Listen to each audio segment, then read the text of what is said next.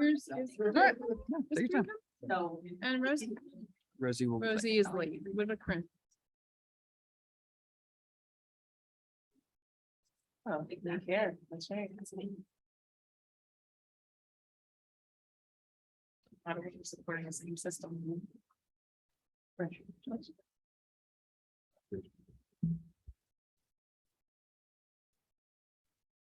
right, Mrs. Sugars, would you please call roll?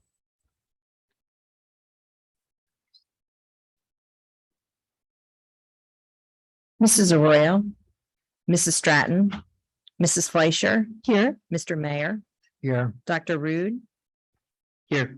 Ms. Stern. Here. Mrs. Tong. Yeah. Mr. Avadia. Here, please join me for the Pledge of Allegiance. To the flag of the United States of America, and to the republic for which it stands, one nation, under God, indivisible, liberty and justice for all. All right, public notice of this meeting pursuant to the Open Public Meetings Act has been given by the Board Secretary on July 19th, 2022 in the following manner. Posted notice on the school bulletin board at the administration building, transmitted to the Courier Post, Philadelphia Inquirer, and the clerk of Cherry Hill Township. Who were we were with last night? Okay, so in order to make this work, board members are going to The board members, oh, I'm sorry. Sorry, Mr. Vadia. The board members that are currently at the two side tables will stay in their seats. You are going to go, Mr. Vadia, up to the podium. Ms. Stern is going to go sit next to Dr. Rude down at that table. And then Mrs. Sugars and I will go over to the side table where the administrative team typically sits. And I'm going to ask our board candidates, the 4 that are here in person, if you would come up here to the front table. We have you seated alphabetically, and then online we have the 5th candidate as well. That's how mine is too. Oh, we're doing this way. Sorry.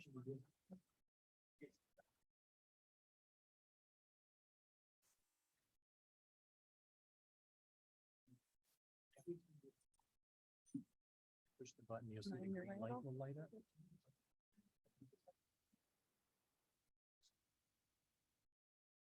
way.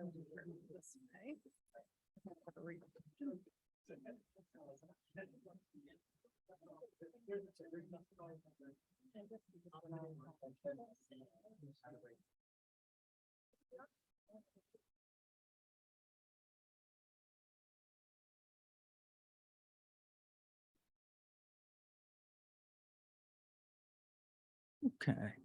All right. Well, I will keep my remarks brief, but I will say that, we have a vacancy on the Board of Education, as we all know in this room. We received 37 candidates put in interest forms in the ways that were outlined in the notice. And the 4 of you and Ms. Reed, who will be participating virtually, we selected you for further investigation and interaction and engagement. And we really wanted to hear more from you. In terms of where the process goes from now, you'll have a minute for an opening statement, a minute for a closing statement. Between those statements, we have 4 questions we'll ask. They will be the same questions, and we'll alternate who goes first, second, third, fourth, fifth. We won't do follow-up questions. So these will be those. We'll have time limit of 2 minutes. 2 minutes 2 per minutes answer. per answer to answer the questions. All right, so 2 minutes. So get double that opening time to make your case. And then our hope is what we will meet today in executive session to discuss the interviews and how they went and next steps. And you will hear an answer from Mrs. Sugars by the end of business tomorrow. Makes sense? Okay. I went back to the last 2 times we did this. So this is the 3rd time in 3 years. Interesting historical note. Half of the seated board members currently have gone through this process and have actually sat where you are sitting now to do this. So we are somewhat more familiar. I went back the last time we did it about 3 times ago, and there was a long lead into it, which I'm going to skip. So I'm going to get right into it. That's okay. All right. Yep. All that's here. Great. All right. So turning to my trusty sheet of paper. And Mr. Avati, as you get prepared to start to do the opening statements and the questions, I'll keep time. So when they're at the end of that time, I'll just come on and say time. Okay. And then All right. It sounds like a plan. All right. So Ms. Ayala, we're going to start with your opening statement. Good evening. My name is Jamelia Ayala.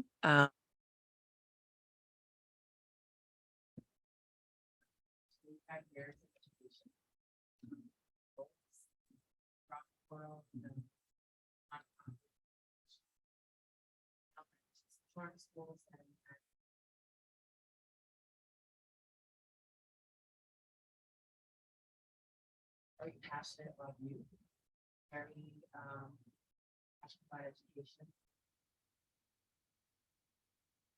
I myself about ensuring that our students will experience diversity in this work.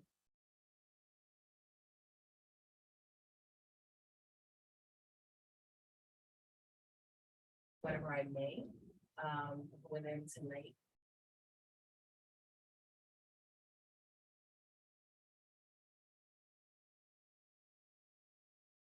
that's time. Thank you. We're going to go to Ms. Sherfain. Mr. Avati, can you just want to remind folks with the microphone, if you push it once, the green light will come on, and then push it once to stop as well. All right. Hello, everybody. I promised that I would be loud enough that you can hear me speak. So hopefully this is good. My name is Renee Sherfain. I am a lifelong resident of Cherry Hill. I was born and raised here with the few exceptions of a couple years spent in college outside of the state and through assignments my husband had in the military. An alumni of Thomas Paine Elementary School, Carusi Middle, and graduated from Cherry Hill West in 2005. My husband is a resident and longtime resident here as well. In fact, we met in high school. We're high school sweethearts, so we have a pretty well-connected love for this community and for this town. I'm here with you all tonight because now I have 3 daughters that are either in or entering in the school system, and I'm a little bit that much more committed to the success of our students and our community. And I really hope that I can spend my time and whatever expertise that I have from my professional background with all of you making decisions That's that time. will grow the future of our district. Thank you. Mr. Lees. Thank you. Good evening. My name is Tom Lees. I've been a resident of Cherry Hill through the past 13 years. I've been working in the engineering field for 25 years, with the last 15 years specialized in the South Jersey consulting area. I deal with several school boards, municipalities, universities, utility authorities. So I regularly attend meetings such as this, give reports, evaluate applications. So I'm familiar with the format of meetings of this type. With that being said, I've done multiple school projects, so I think I bring some valuable resources with regards to facilities, operations, day-to-day, long-term planning, and even short-term crisis management when it comes to the operations of the school district. So with that, thank you, and I think I'd be a good asset to the board. Thank you. Ms. Winters.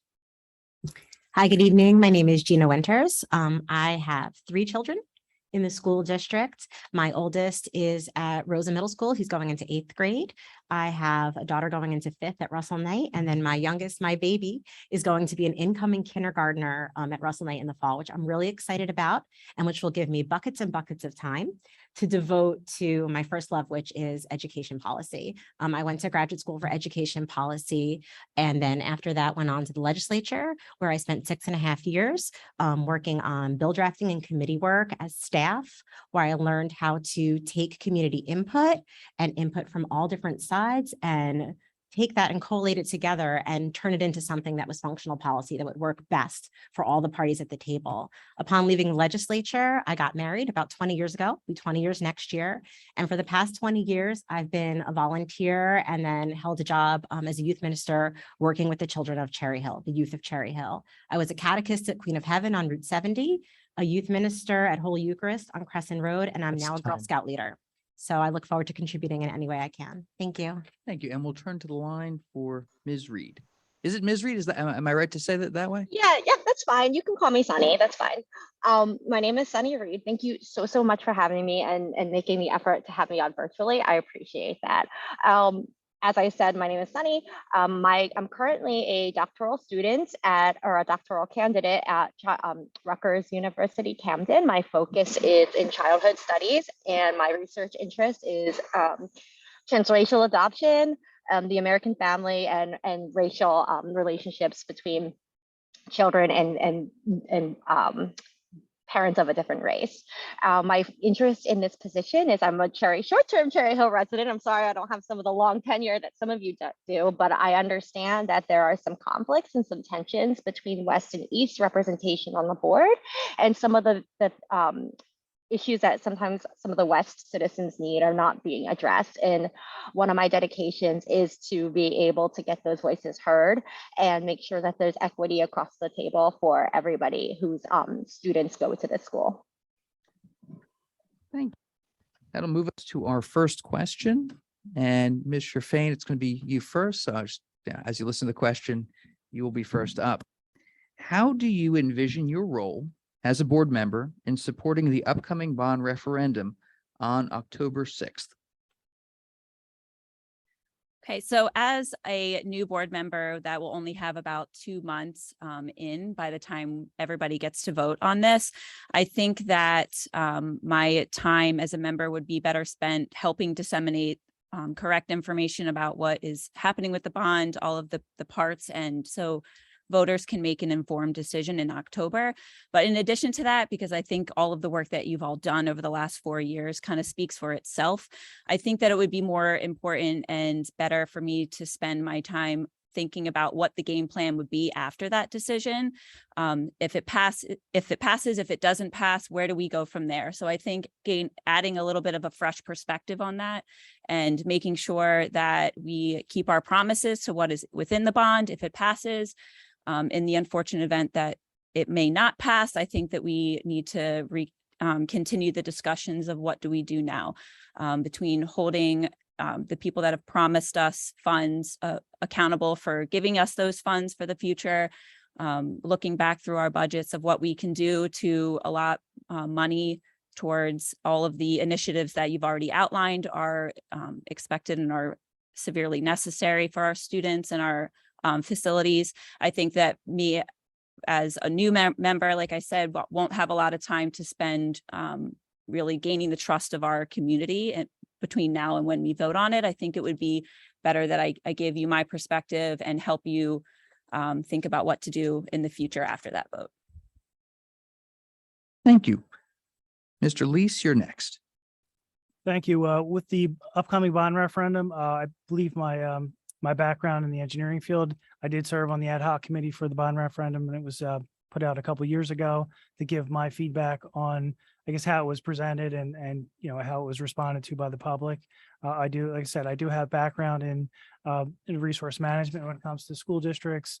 I could lend my expertise into evaluating the priorities when it comes to the how the bond is laid out with regards to the improvements that are being and the upgrades that are being proposed.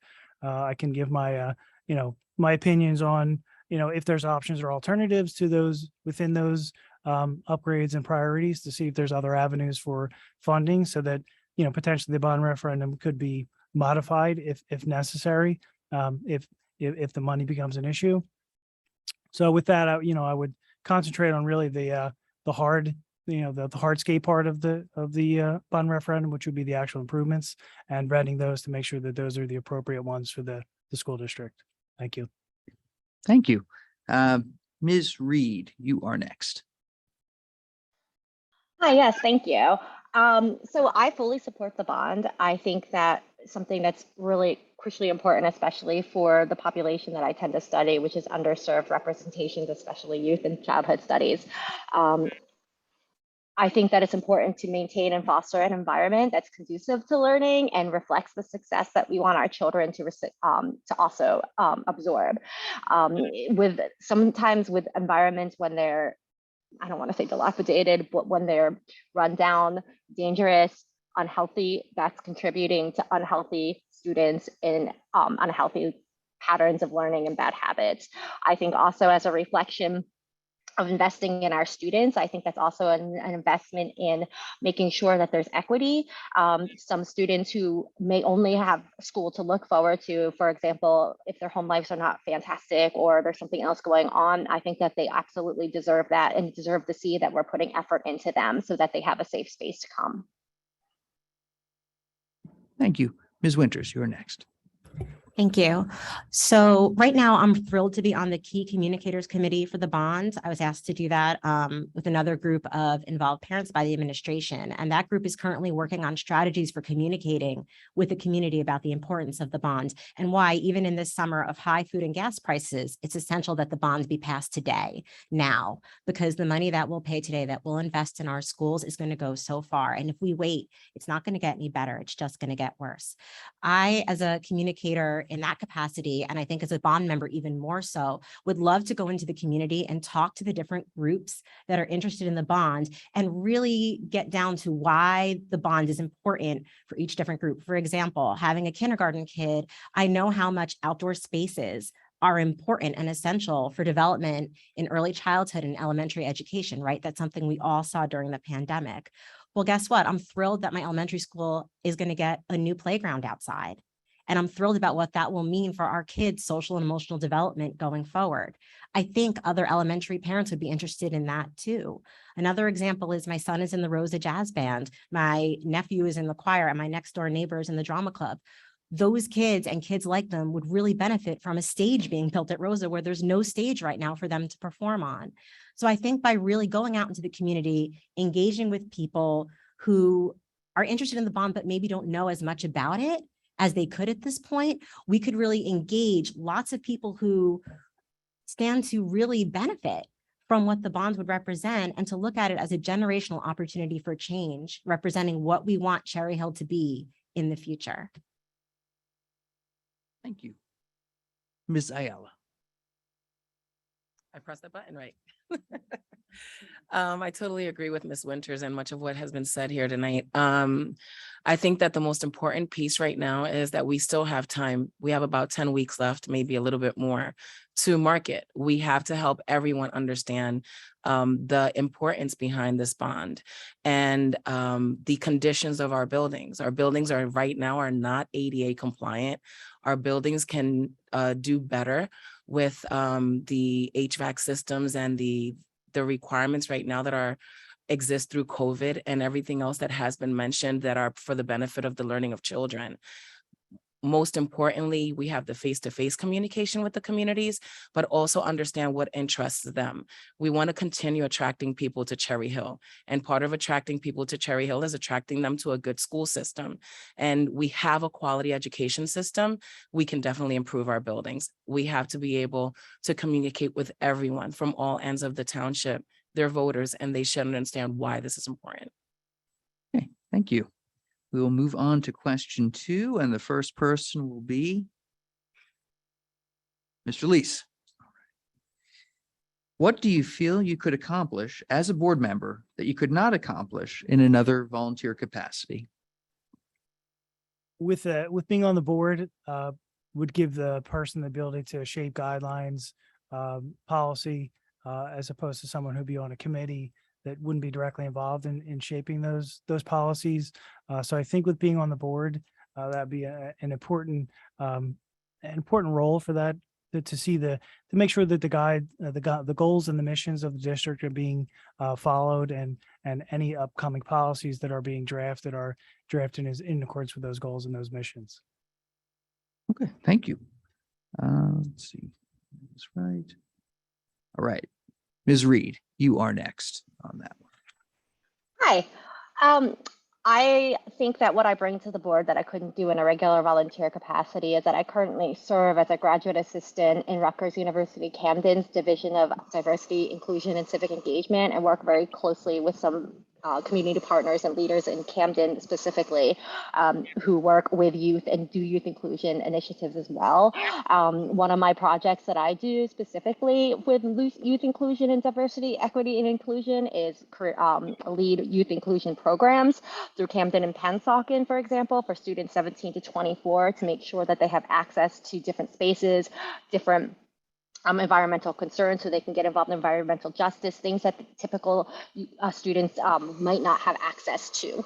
So from that perspective, I think that with my childhood studies background and my dedication, clear dedication to making sure that equity is lived, that's something that I think I could do better as a board member and help guide these conversations and help fight for the students who may not have these voices that we want to hear so desperately, and not just the students, but their parents as well. I want to listen to the parents, and I want to make sure that just because certain voices aren't heard at the table doesn't mean it's because they don't care. It might be because they cannot literally make it, and I want to be the person that goes in there and make sure that those voices get heard and get represented. That's something that I don't think I could do in a volunteer capacity, but that's something that I definitely think I could do as representing the board in the interests of the students.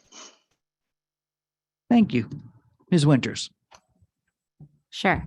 Something that I really keyed in on listening to the board's last couple meetings is that everybody is concerned about the interpretive statement that goes along with the bond legal language.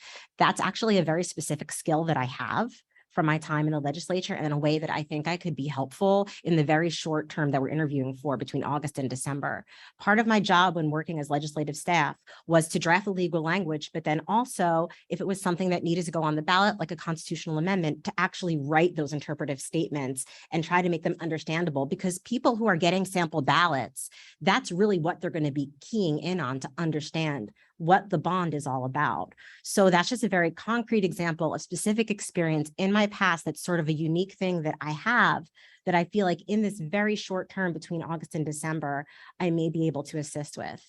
The other thought I had is that when I look at all of you on the board, you're clearly passionate about what you do, but as a parent of a kindergartner, I feel like I have a different perspective coming in. And sometimes when I'm sitting listening to you all talk, I think about connections that maybe I make on the playground or at the library or at story time or at church that are maybe things that you all don't interact with in your regular day-to-day interactions with your older kids, right? Because it's a different world, as I'm seeing, having now an 8th grader than having a little guy. So I think that's something that I'd love to contribute going forward as well. Sort of the beat on the street of parents who have kids in that different phase of life, the early childhood phase of life. What are they hearing? What are their dreams and goals for the bond? What do they think the future of Cherry Hill is? So I think I could be really helpful in that capacity as well. Thank you. Thank you. Ms. Ayala. So I think that I bring my experience and my passion from within the education field.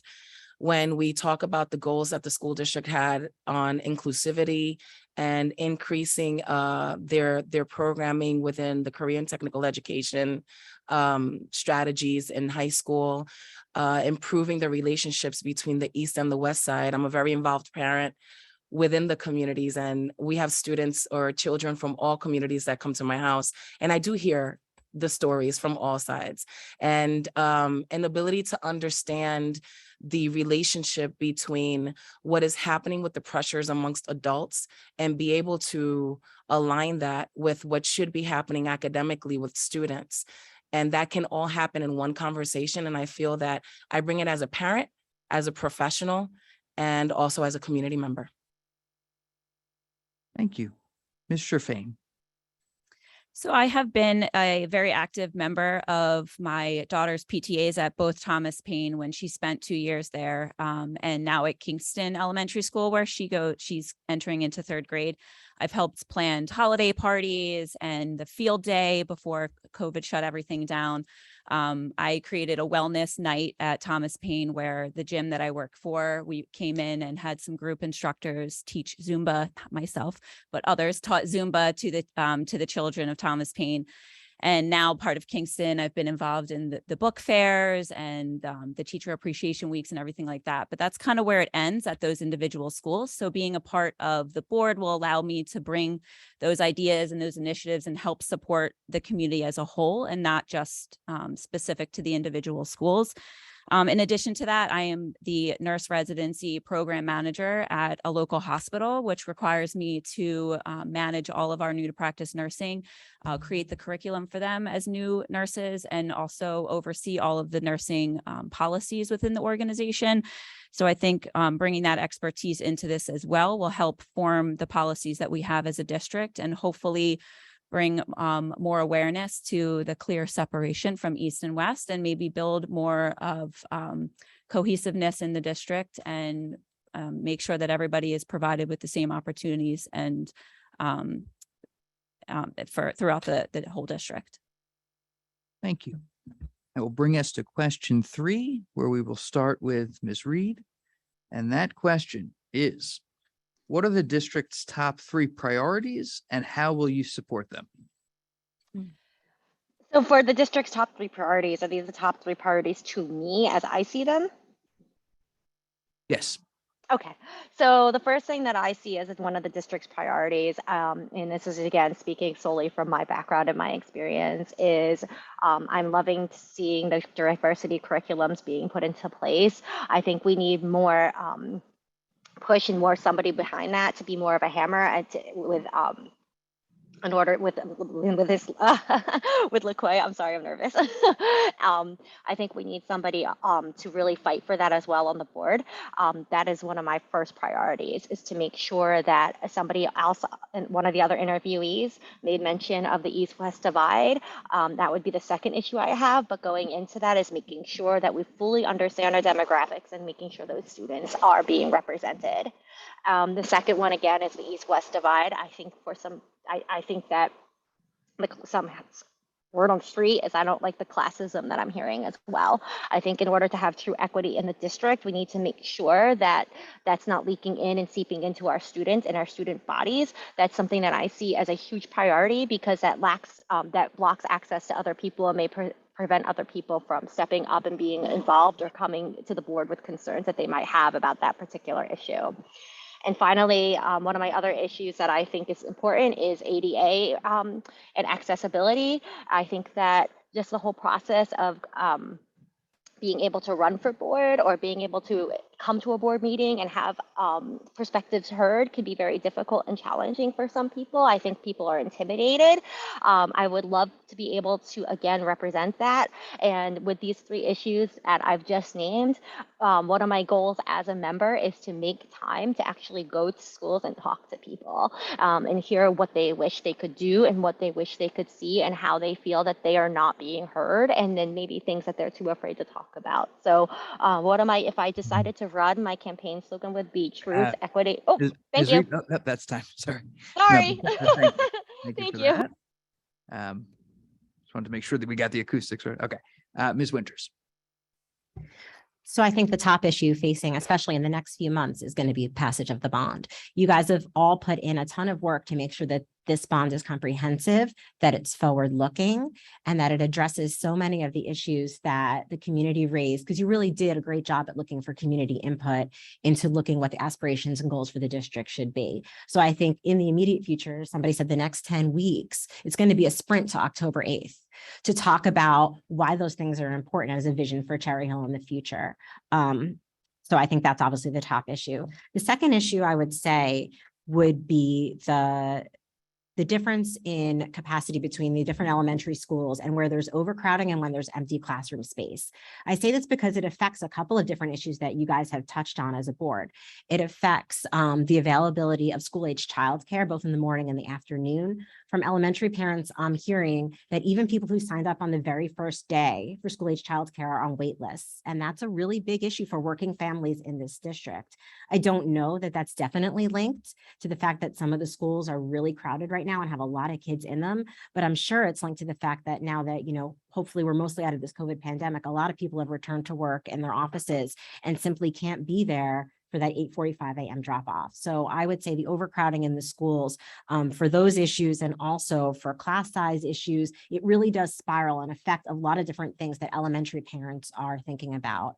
And I would say the third issue is something that's already been highlighted by several people, which is this perceived east-west divide. I mean, I'm kind of lucky living where I live right in the center of town because I feel like I get to see the best of both the East and the West.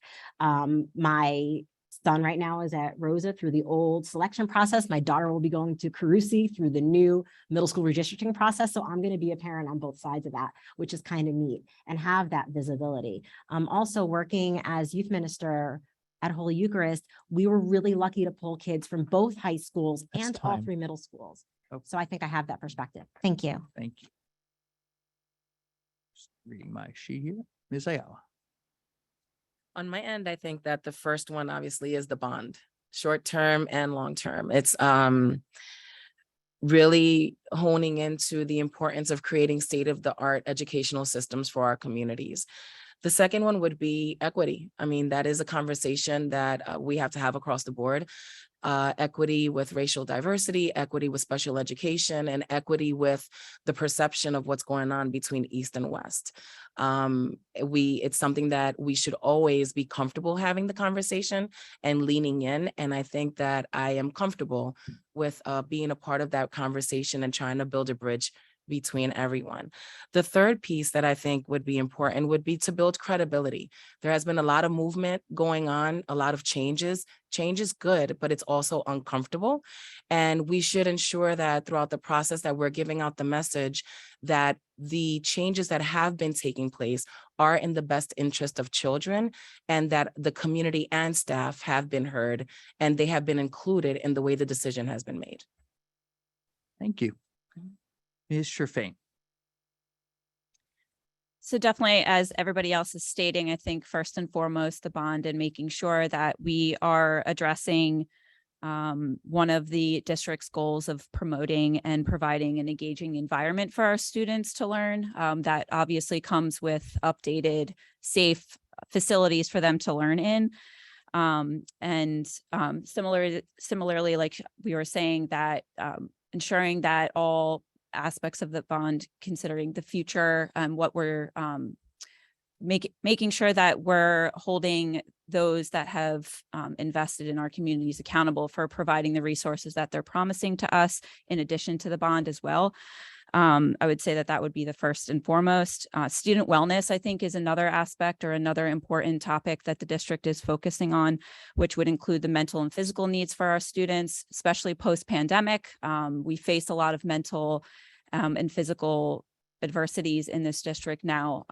I know specifically we have a high population of eating disorder issues in this district, and students that are facing a lot of issues as resulting of the hardships that they faced during the pandemic and not being with their peers.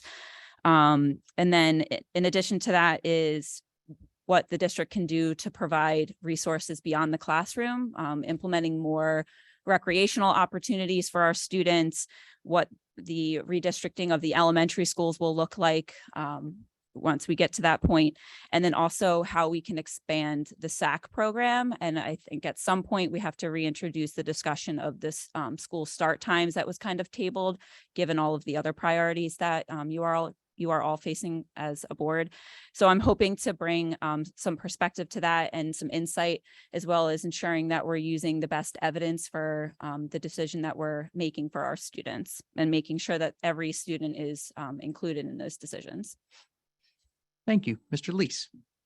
Thank you. So I apologize if I repeat, but my first priority would be resource management. Obviously, would be the first priority would be the bond.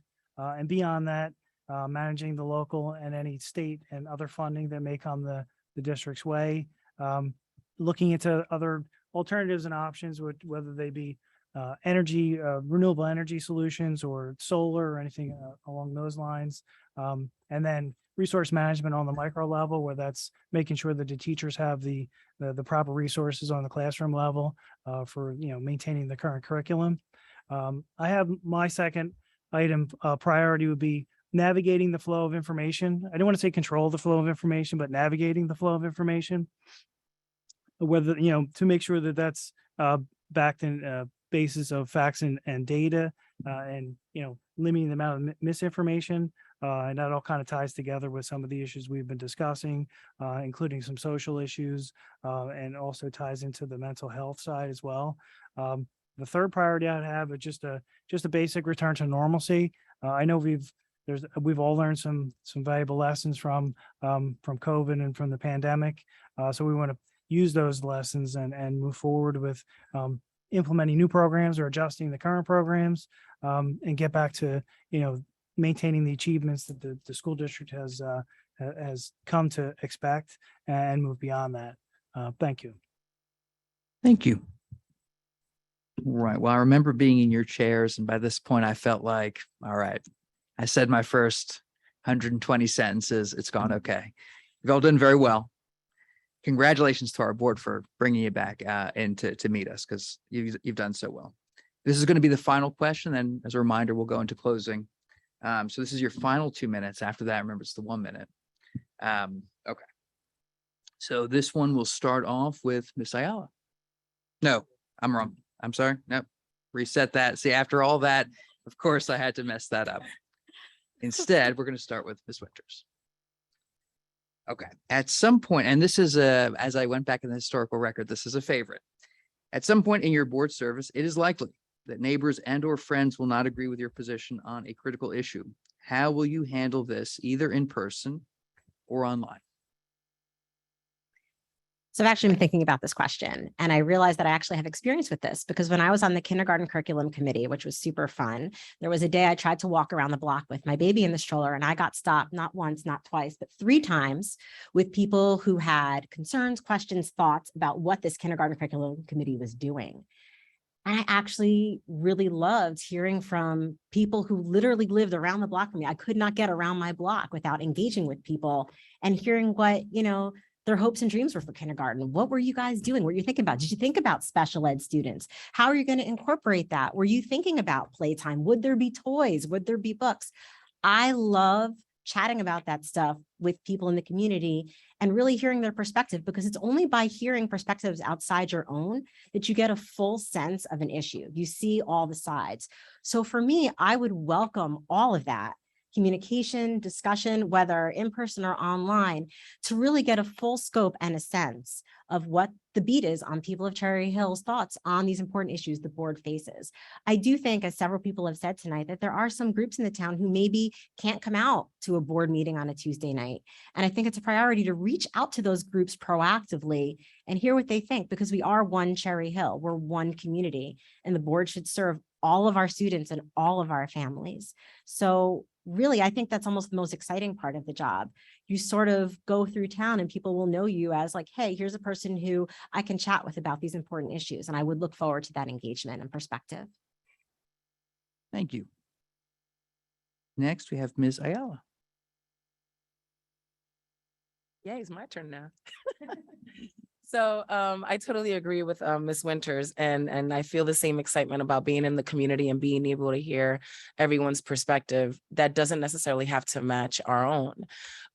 One thing, having been in this seat before in other locations, is we can't make everyone happy. But one thing that should be rest assured is that the decisions that have been made for the best of the majority. And that it's always with the best interest of children in mind.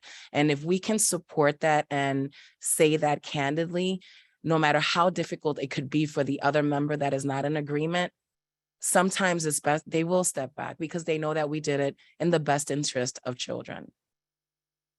Thank you. Ms. Sherfane. I'm glad you asked this question, because I feel like this is just the perfect question for life. I'm sure every single person in this room can think of a multitude of situations where they had to defend their side of things, where they found themselves in a discussion with someone that disagreed with them. It's just part of life. So I'm glad you asked that. I come with a lot of different life experiences. Specifically, I'm a published chemist. I'm a former educator in the high school setting and college setting, and I'm a current nurse. I also have some time in the veterinary field. So everybody always comes to me and asks me a multitude of questions about recommendations or my perspective on things. And I feel as though I've built pretty trusting and secure relationships with my peers and the people that I work with or those that I'm acquainted with. So faced with those types of situations where someone might not agree with a decision that I make on the board, what I would do is I would approach that and saying, just as though you would come to me and ask me for a recommendation for a doctor, or maybe to decode a peer-reviewed article for you on a topic you're interested in. I would hope that you're trusting me, that I'm making decisions that are in the best interest of you, our community, and our children. And please know that I'm doing everything in the best interest of all of them. And even though you might not necessarily agree, I've tried my best to weigh all options and look at all perspectives. And I appreciate and respect yours. And this is the decision that I felt was the best for everybody. Thank you. Mr. Lees. As a consulting professional, I deal with a lot of design projects, which usually incorporates input from many different levels. So in the case of school projects, I take input from the superintendent level down to the business administrators, administrative staff, as well as custodial staff. So there's usually a lot of different agendas or priorities that they come with dealing with the different levels. So my strength is, taking those inputs, doing what's best for the overall project. Usually it's within a certain there's guidelines for either cost or, whether it's illegal or it's an ordinance or something that kind of binds that project together. So I believe one of my strengths is to take all that input and give an output that's to the benefit of all, not just to the benefit of some.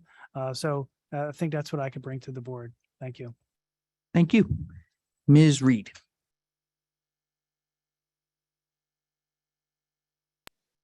Sorry about that. This is actually one of my favorite questions.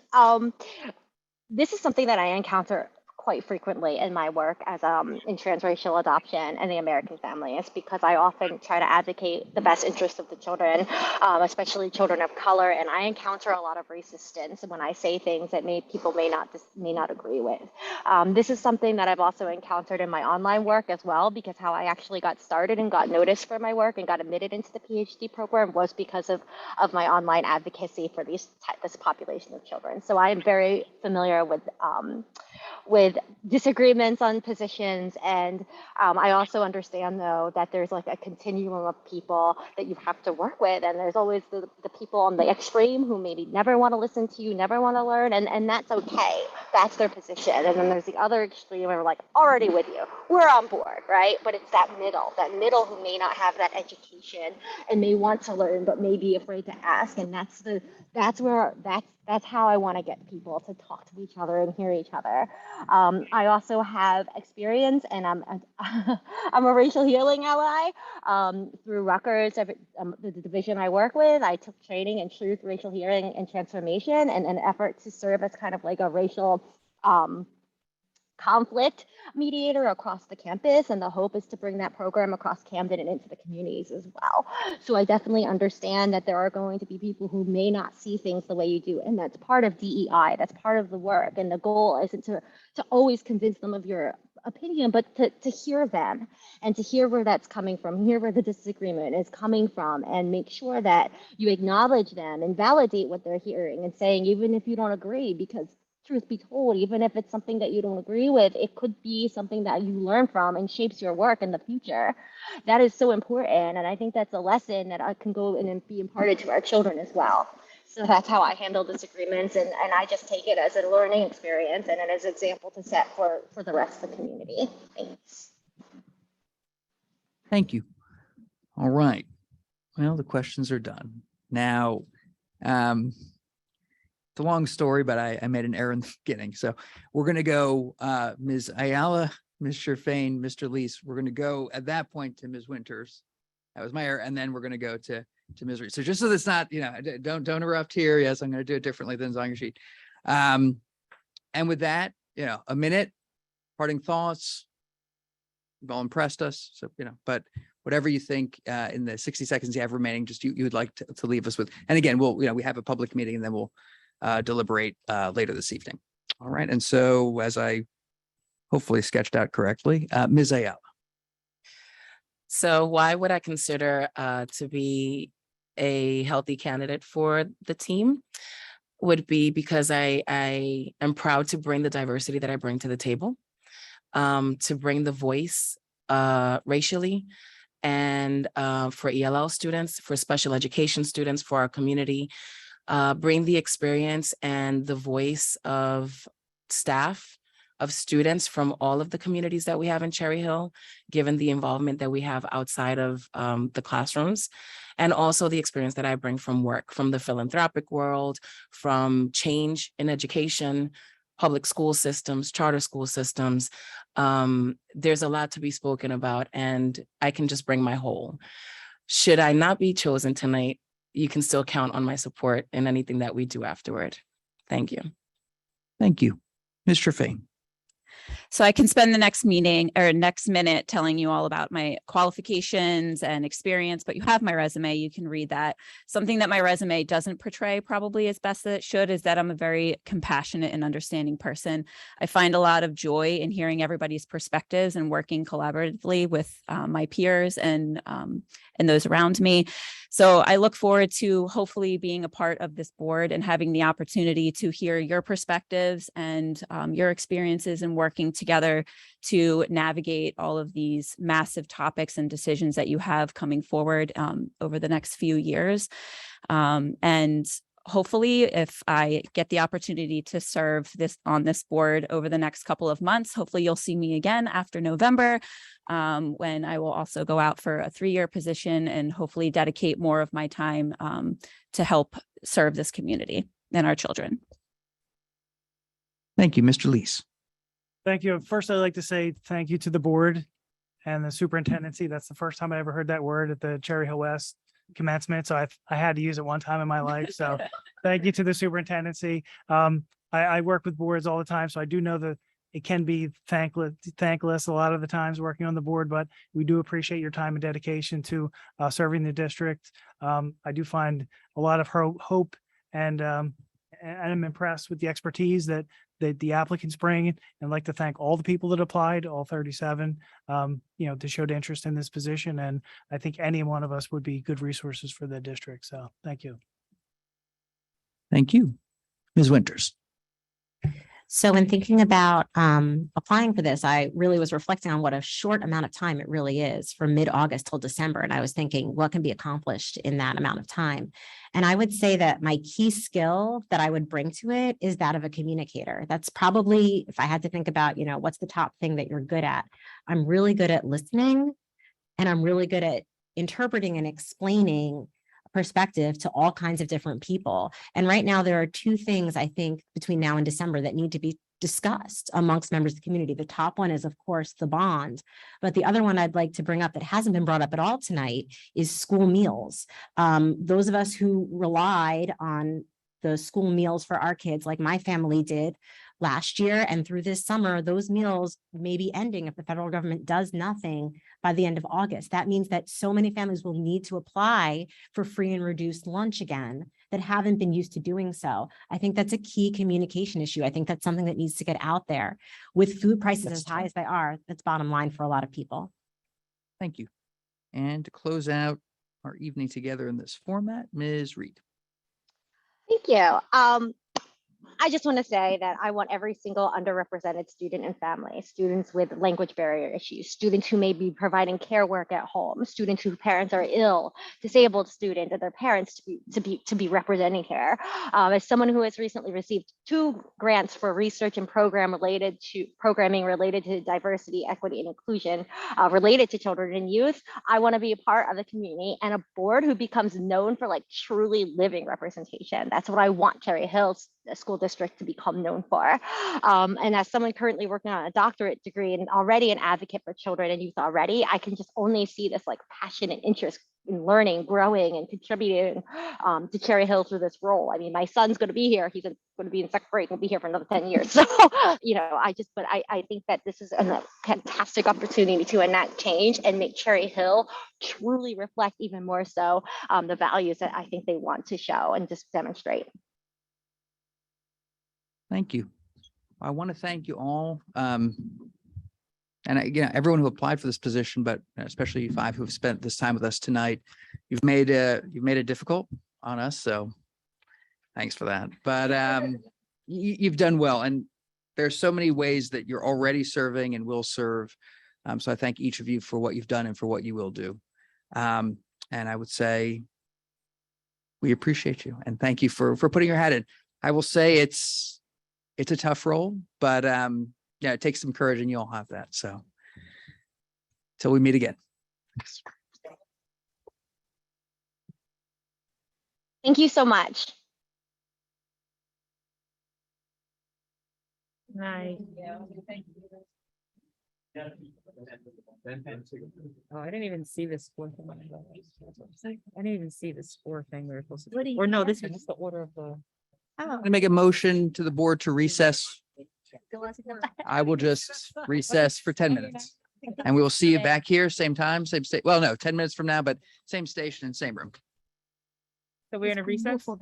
That's just the way we Uh-huh. do it, yeah. Move for them, so you know who has been called. That's the Okay. reason. The work question.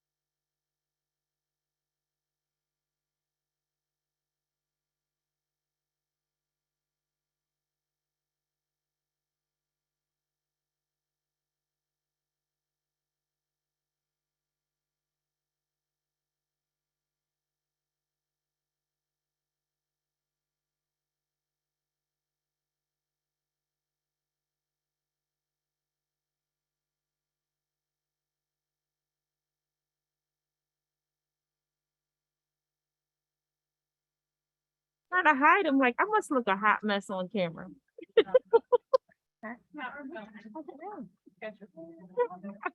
I'm sorry.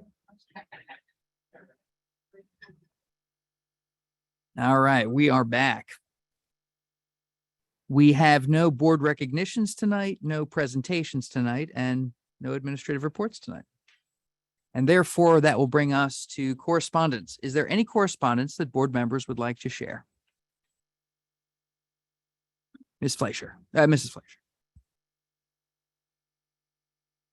Last week I was able to go to the first food distribution at East, and Dr. Malash and Ms. Sugars were there too. They can attest to the fact that it was extremely hot and we were all working very, very hard.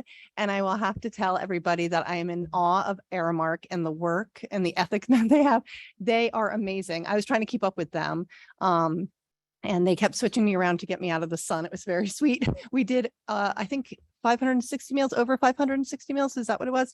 And it was amazing to meet and see people out there. And the food was so fresh. We're so lucky that we have this program to actually extend to our Cherry Hill this summer. So I'm very excited, and I was very excited. I'm hoping to go back sometime soon. I can't go back tomorrow. They asked me to come back, so hopefully some other people can do that. But it actually is very fun, and it's nice. It's nice seeing everybody. Wonderful. Yep, and tomorrow it'll be Mr. Mayor who fill out and get things going. Other correspondence. Yeah. Mrs. Dawn? Should I announce what happened yesterday night for the bond? Okay, I don't know. I was excited to be at the town council meeting yesterday night. I stayed almost 2 hours. Ben had me stay there. They gotta stay as long as you can. I was like, okay. Yeah. Anyway, the Ben and Marion did a great presentation and make everybody go and support the bond coming up on October 6th. Instead of October 4th, which is Thursday. That's all I have to say. Oh, I think Dr. Malash and Ms. Sugar and other CHEA members of there, and a lot of community was there. I think it was about 40, 50 people there. A good chunk full of people there last night. All right, thank you.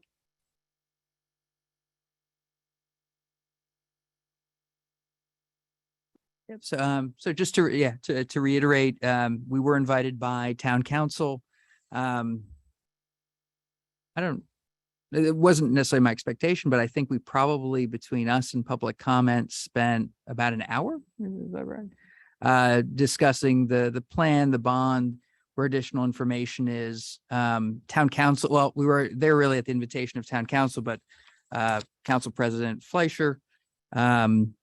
It was a very engaged group that was very supportive as well. And if I had to pick one thing that really stuck out to me, it was this idea that we are legally separate from the township in many ways, and yet we are together in a single community. And what happens on one side is really inextricably linked with the other. And of course, in Cherry Hill, how much the backbone and the just the institutional importance and the piece about the schools, but everyone who we were presenting to seemed to really understand that, take that to heart, and made comments to that effect. So it was really they were gracious, and it was nice. It sort of served as a bit of a public launch as well. And hopefully more to come on that, but it was a nice evening. I think, we definitely had a strong show of support from several constituent groups, but definitely, we had administrators, we had staff, we had parents, we had students, we had community well-wishers, we had previous board members. So it was quite a hoot and holler, but it was, really just an important evening for us to be given that audience. So some really good supportive comments. Yes, absolutely. So, all right. Anyone else? Oh, Mrs. Tom. I just want to add, I think when I just did the math calculation a bit, I think it's over 60 people last night. I think because I remember the rows, 3, 6, about 10 rows together. Plus there was an online audience.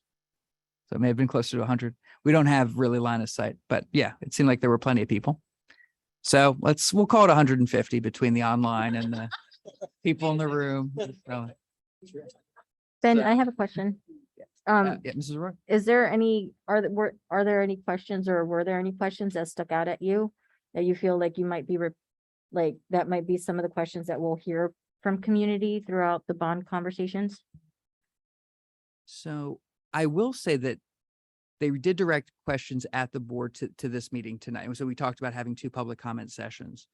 I think the one that really stuck out to me, just because it was very direct and very important, was sort of this idea. I think it was Councilwoman Appel who said, you know, do you mean to tell me that if we don't approve the bond referendum, we will not receive that $113 million from Trenton? So that was an important question. And the reality is, for us at this point, these 2 are linked. If it's not approved, we will receive, as I understand it, 0 of those dollars. And if it is approved, we will receive all of them. So I think the weight and the gravity of the vote was critical from council. Now, in terms of what other people said, there were some themes. Nothing necessarily that we haven't heard, but you know, the shape of the issue is evolving and people are really thinking about this deeply. And so I think what people are saying and how that's coming across, at least to me, it is evolving and it is interesting and it is an opportunity for us to engage. But, you know, we said last night many times, like our community engagement has really just begun, even though we're about 40 public meetings in. So there's a lot to come. Yeah, it's just like, I guess I asked because if we start seeing thematic questions, that when we post on our website, like that we have like a grouping of those questions and answers, so that, you know, although we may be repetitive in these conversations, it's always good to just, like, if people aren't in those meetings, that they could just refer in, like, in groupings, you know what I mean? Like anything related to this, or maybe section it off by schools. Like if people have specific questions by schools, like have the question and answer in whatever page that school is dedicated to, just to be helpful. I just remember coming in late into the conversation for the last bond and not really fully understanding and grasping it. So I thought, you know, that's why I asked about what, if any questions really stood out, and then start collecting that so that we can just keep a tally of it. Yeah, actually, and I'm glad you bring that up, Mrs. Roy, because also last night we launched kind of a conduit for exactly what you're describing, which is a dedicated email address and a website where we'll be able to see what the feedback is and then develop a frequently asked questions. Because I think you're quite right, is that people come in at different points. You know, I mean, for all of us, you know, we're many meetings into a lot of these things and some of the nuances. But no, your point's well taken, and that's absolutely what we should do. Ms. Stern? I think one other thing that stood out from last night for me was the discussion about how last time, when there was a bond vote in 2018, there were 3 questions. It was confusing. The language is hard to understand on the bond questions. And unfortunately, we had to say that will happen again, in this sense of there's only one question, but we all discussed and will continue to discuss that the bond language is legalese and it's tough to understand. So we really kind of asked for community assistance of getting the word out of, you know, that essentially people understand what the bond question means, not by reading it on the ballot, but by understanding, you know, what's really in the bond. So that was brought up. And hopefully this website that Garrison has put together, you know, to explain all this stuff and to answer these questions, you know, to assist us with getting the word out will help.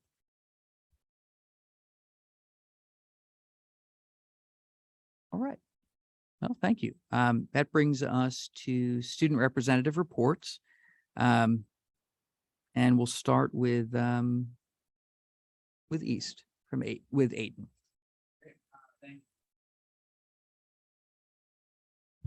Great, thank you. Hi, everyone. This is my first report because Vivian and I were both out of town last time. So I just wanted to introduce myself again. My name is Aiden Rude. I use the pronouns they, them, theirs. I'm a student at Cherry Hill High School East, and I'm our student representative to the Board of Education this year. I'm looking forward to keeping you all informed and connected with the East student body over the year to come. With that said, we have a few activities updates this month, with it being midsummer. First, a series of student enrichment programs are currently wrapping up at High School East, open to rising 6th through 10th graders. These programs have offered continued learning and enrichment opportunities to summer students, helping to prepare them for advancing to a new grade level in the school year ahead. And we thank many of our East teachers for dedicating their time to helping make these programs happen this summer.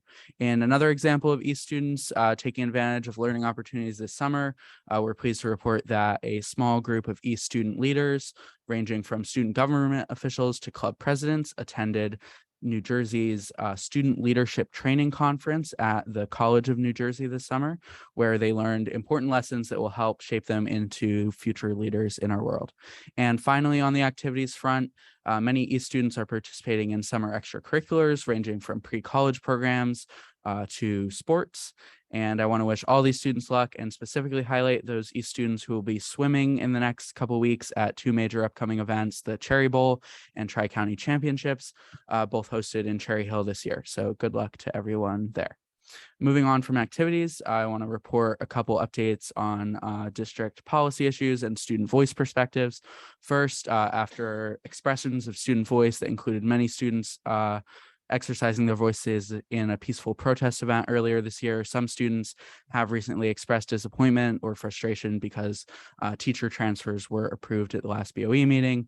Moving forward, I think I speak for all these students in saying thank you and good luck to all these teachers who will be moving on to new roles this year, while also welcoming all teachers who will be joining the East community this fall.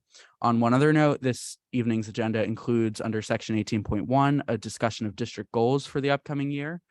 In these goals, I think I want to report that many East students have been saying they would hope to see things like a prioritization of the issue of mental health, including improved resources and curriculum elements, as well as our continued expansion of academic opportunities such as new programs and classes. Finally, I want to highlight ways for the East community to stay connected with their BoE reps. Since it's our first report, we value student voice more than anything, and to bring those voices to the forefront, we need you to participate. So you can connect with Vivian and I on Instagram at East BoE Rep, and we'll have other opportunities such as student rep office hours coming up as the school year kicks off. So that's all for our update this month, and until next month, wishing everyone good health and a great summer. Thank you. Thank you. We will turn to West and Elizabeth.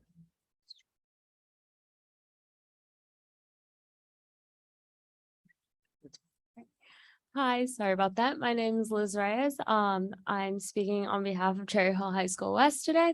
So first, we're starting off with what's going on in the summer. So our school planning sessions have been continuing throughout the summer in order to prepare for the 2022 school year, 2023.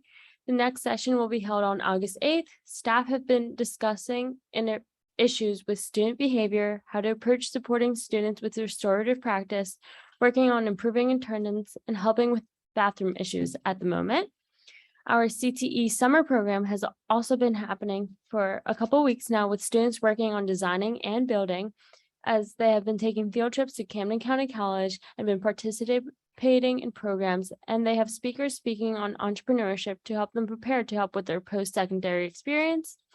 Counselors are also available to meet with students and families to help over the summer, and they are available just one email away.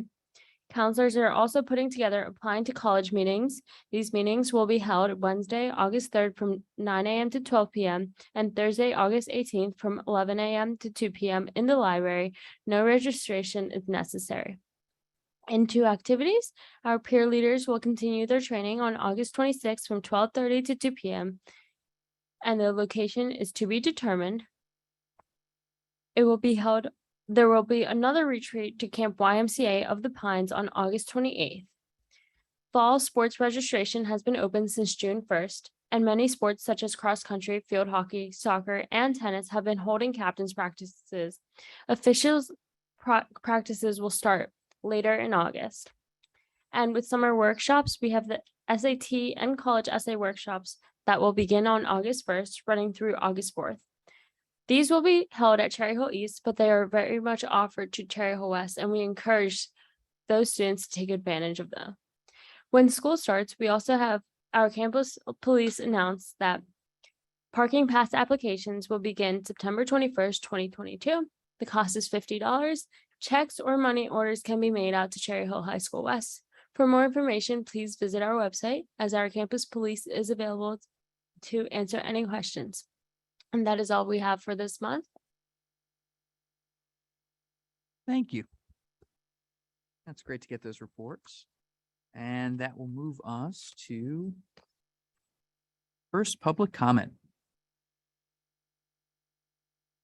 There will be 2 opportunities for public comment this evening. The first public comment section is for board action items only, items 12 to 15 this evening. There will be another public comment section for any topic at the end of the meeting. If you are a student in the district, you may comment on any item during the first public comment period. Please identify yourself as a student. And online, the best way is to do an S dash. In the room, you could just come up first. If you'd like to speak now, please identify the agenda item and clearly state your name and municipality. We will alternate between speakers here in the room and those that are online. Each speaker will be given a maximum of 3 minutes to speak. The timer on the screen will indicate the amount of time you have remaining. Cherry Hill is a community that values education, and educational topics often bring out a passionate response. The Cherry Hill Board of Education supports a school climate in which our diversity is a source of strength and all are included. Respect is foundational in how we treat you, how we treat each other, and how we support our administration and staff in their essential work. Please join us in practicing the utmost respect for all. And by tradition, we will start in the room. Can you go from? Okay, by tradition, we will start in the room. We do not have a student, unless you're a student. No. Thank you, though. Then the floor is yours. Hi, everyone. Good evening. My name is Maureen Diadamo. I am with Clara Barton PTA. And I just wanted to piggyback on some of what was discussed about last night's meeting. Oh, could you identify the agenda item that you're speaking on? I don't know the number on here. Is it? So last night we were at town council, is that what you mean? Yes, Okay, so that's not on our, that's not on the topic board tonight. no. Now you're welcome to speak in second public comment. Okay, But since you told us you're not a student, right. this for this one, if I'm not a student. disqualified. Yes, Okay. yes, but please do wait for Okay. second public comment because we'd love Okay. to hear what you have to say. Okay. All right. Well, okay. So now then we're going to go to Jessica Simpkins online.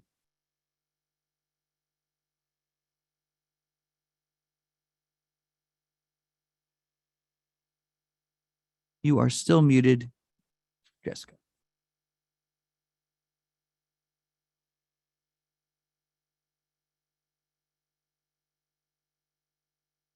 You're still muted. I don't know if you can unclick the microphone thing.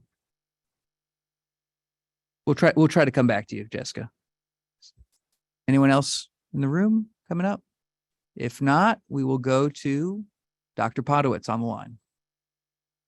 Hi, my name is Jeff Podowitz, and I live in Cherry Hill, New Jersey. I'm talking about 15.1 and 15.2, harassment, intimidation, bullying. From NJEA, Harassment, Intimidation, Bullying, Investigation in Schools, a primer by Caitlin Dunphy, Esquire, dated March 15th, 2022. The examples of actual or perceived characteristics included in the law are race, color, religion, ancestry, natural origin, sexual orientation, etc. However, a distinguishing characteristic can meet this criteria, and that's important. From Patch, originally Brick Patch, dated April 8th, 2022. New Jersey schools wrestle with discipline bullying claims post-COVID. There is a big difference between the common use of bullying and the legal definition under New Jersey harassment and intimidation, said LaQuoya Wethington, Assistant Superintendent in the Cherry Hill Public School District. Wethington, who oversees the district's compliance, equity, and pupil services, including its HIB compliance, said compare thought regarding bullying is of things such as relentless naming physical attacks to harassment. Under New Jersey's HIB law, harassment and bullying are only violations if the person is being bullied is among those protected from discrimination under state and federal law. Going on, when Wethington talks to parents, often there are parents who are often upset because an HIB complaint has been determined to be unfounded. A disconnect between of the way HIB law is written. If a student against the person who is harassing them retaliates, then it can be classified as a dispute. If the bully doesn't cause a disruption at school, such as the student missing classes or showing distress, it will result in the finding that there is not HIB violation. This is a question. Does our policy need to be made more specific?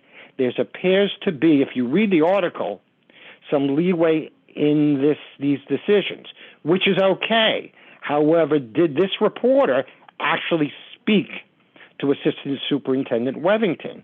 If not, why was this taken from an online discussion with the school board? Did that happen during a February meeting? Anyway, please read the article entitled New Jersey Schools Wrestle with Yep, you're out of time, Oh. but thank you for calling in. Next, we will go with Alana Yaris. Alana Yaris, Cherry Hill. I am speaking about agenda item 14.3, appointment certificated. At the last board meeting, in agenda item 19.5, Miss Barbara Case Abner was moved from the Beck school nurse to alternative high school nurse. And on this agenda in 14.3, it says that Miss Barbara Case Abner will be the cooperating teacher with the school listed as Beck. So I'm just asking for clarification if she is the nurse at Beck or if she is the nurse at the alternative high school. Thank you. Thank you. All right. Anyone in the room for public comment one? All right, we'll close public comment one then. And okay, I will turn it over to Dr. Malash to provide superintendent comments. Thank you, Mr. Ovadia. And I want to thank Aiden and Liz for their reports tonight.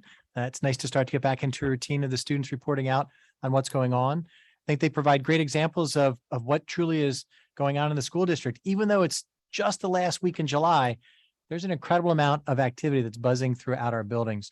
We've had our summer programs going on throughout a number of our schools. We've had our ESY programs that are continuing to run in our schools. It's been very busy. While the majority of students in the district are not here on a daily basis, there are still a lot of students that are participating, not just in academic exercises, but also in clubs, as Aiden talked about, in athletics, in some of the service organizations that go on. So the district continues to thrive even during the summer. And it is the last week in July. We are almost to the beginning of August. Next Monday is August 1st. And you know what that means? It's 1 month eve before school is going to start. So I start to get really excited in August because the kids are going to be back soon.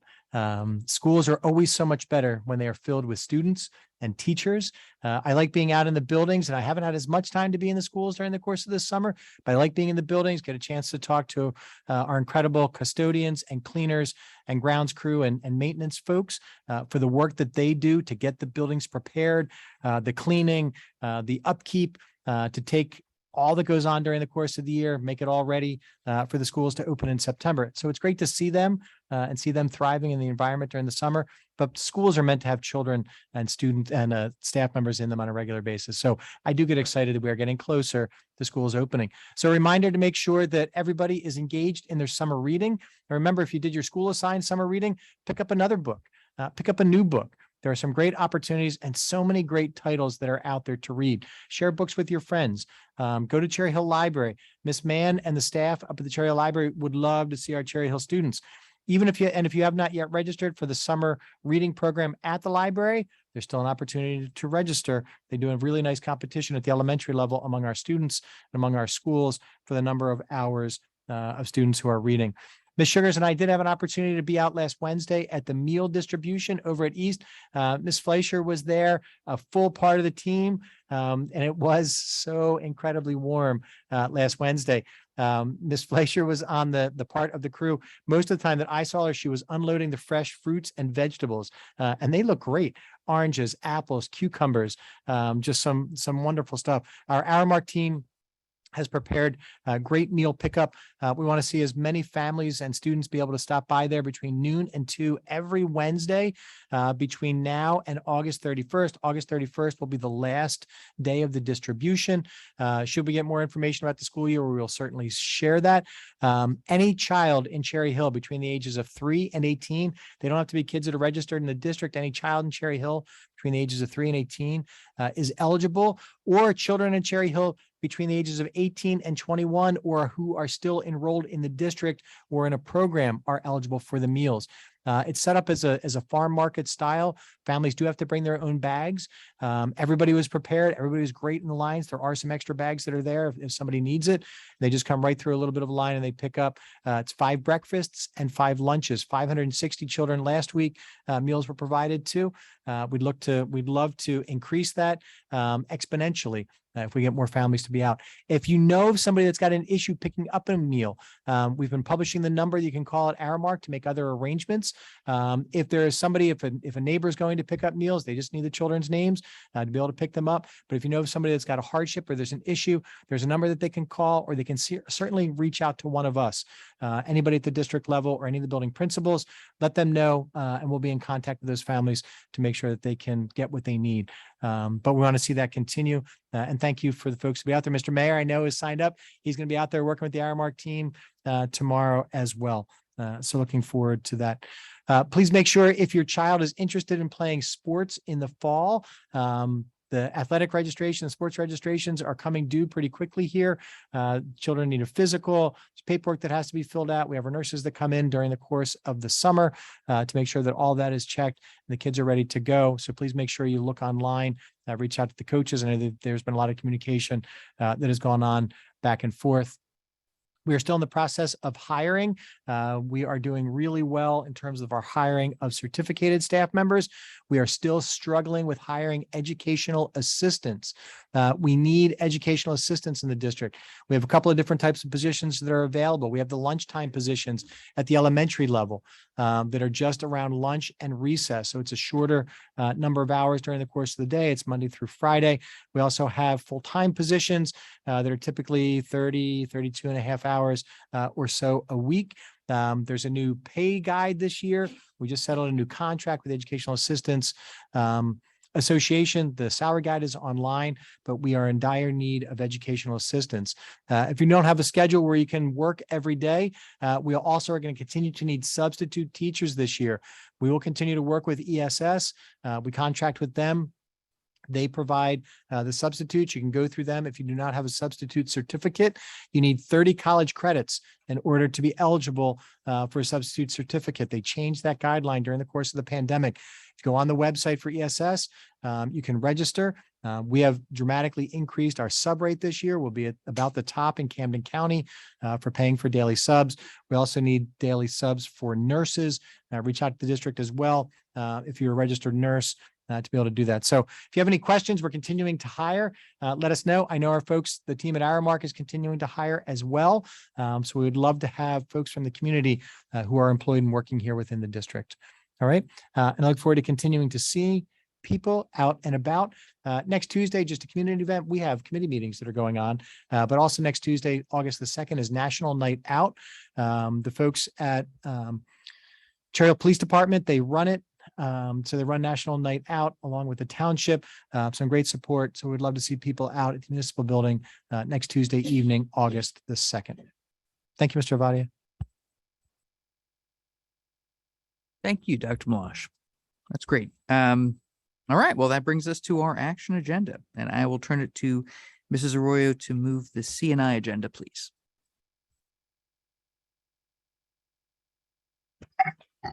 Thank you. The superintendent recommends and I move the following: 12.1 approval of attendance at conference workshops for 2022-2023 school year. 12.2 approval of out-of-district school student placement for 2022-2023 school year. 12.3 approval of service contract with NJ Commission for the blind and visually impaired for the 2022-2023 school year. 12.4 approval of professional service agreements, Gloucester County Special Services School District for the 2022-2023 school year. 12.5 approval of professional service agreements for the 2022-2023 school year. 12.6 approval of service agreement between the board and Epic Health Services, Inc. Is that Avena? Healthcare for 2022-2023 school year. 12.7 approval of agreement between the board and Voorhees Pediatric for the 2022-2023 school year. 12.8 approval of professional service agreements for the 2022-2023 school year under 17,500. And 12.9 resolution to approve a professional service proposal. May I have a second? Oh, any questions? Right, second. Joel? Any questions? Ms. Sugars? Okay, board members, you can cast your votes. If you have any exceptions or no votes, please let me know now.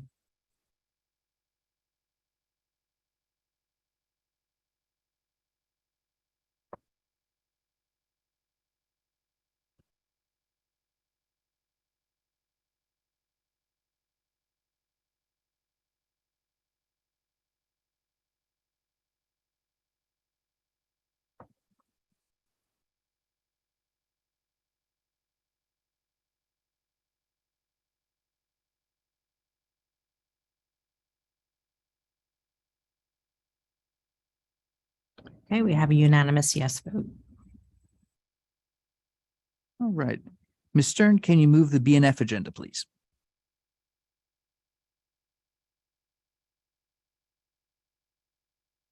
The superintendent recommends, and I move the following: 13.1 approval of minutes. 13 for June 14th, 2022. 13.2 approval of minutes, regular meeting minutes and executive sessions dated June 28th, 2022. Financial reports. 13.3, 13.4 resolution authorizing the use of national cooperative purchasing agreements. 13.4, I'm sorry, 13.5 approval of Cherry Hill McKinney-Vento DC PNP students going out of district for 2022-2023 school year. 13.6 action consent to approve business and facilities items 13.1 through 13.4. Do I have a second? Mrs. Fleischer, are there any questions? Okay. Mrs. Sugars, you take the vote, please. Hey, board members, I have opened up the online voting. If you have any abstentions or no votes, please let me know. Ms. Sugars, I have to abstain from 13.1. Okay. Ms. Sugars, I also have to abstain from 13.1. Oh, Ms. Sugar, I'll do the same, 13.1 abstention.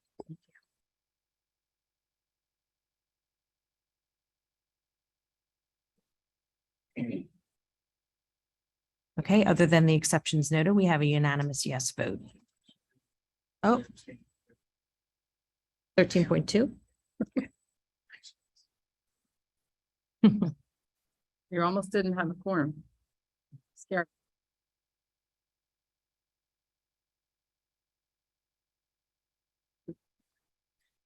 All right, that brings up Mrs. Elmore Stratton. Can you please move the HR agenda? Sure. Superintendent recommends, and I move the following: 14.1 termination of employment certificated, 14.2 termination of employment non-certificated, 14.3 appointments certificated, 14.4 appointments non-certificated, leaves of absence, 14.5 leaves of absence, 14.6 leave of absence, 14.7 assignment salary change certificated, 14.8 assignment salary change non-certificated, 14.9 other compensation, 14.10 other compensation non-certificated, and then 14.11 the reading of the revised policies. Do I have a second? Mrs. Stern, and any questions?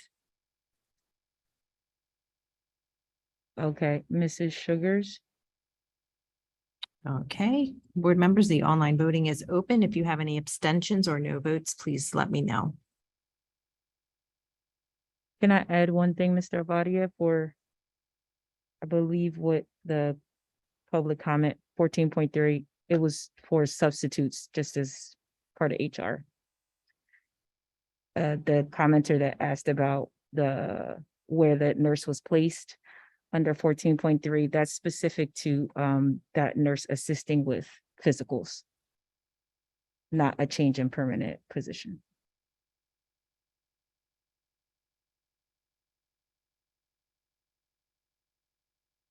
Thank you. Okay, we have a unanimous yes vote. Okay, next we'll turn to Mrs. Fleischer to move the P&L agenda, please. The superintendent recommends, and I move the following. 15.1 first reading of policies. Shall I go through read each policy that's in the first reading, or is it Mr. Green? No, I don't need to. Okay. Okay, perfect. So I would like to move 15.1, the first reading of policies. And do I have a second? Mr. Abadia? Any questions? Yes, Ms. Roya? I do. I have for policy 8420 emergent for, hold on. Okay. I'm sorry. Emergency and crisis situations? Yeah, Okay. does this include the weather? Like, because I know it says other, Let me see. but it doesn't outline that. It says, did I put the? To be honest, I think Mrs. Wethington's not here tonight unless Mr. Green, if you have any idea. We can ask, I can definitely ask because I don't know if we've actually had that conversation. If this is, because it is something that was a state mandated change from Strauss Esme. So if you want, what we can do is I'll just make sure that I question and let you know. Yeah, it lists emergency situation, but not limited to a bomb threat, non-fire evacuation, lockdown, or active shooter situation. And that is similar in duration to a fire drill. So I figured because of earlier this year, the weather impacted, so it looks like it would fit here. So just to note that for our P&L conversation. I definitely will. Thank you. That's a great question. So I will definitely bring it back to the committee. Thank you. Thank you. Any further questions? Seeing none, Mrs. Sugars, can you please open the voting? Yeah, I just wanted to comment because I was actually the one that made the modifications to that policy that really the modifications that were made to it really had more to do with how school security drills are conducted, but did not refer to anything related to weather. Okay. And we can still go over it at the next P&L meeting just to double check of everything. Thank you, Mrs. Sugars, though, for making more of a explanation for us.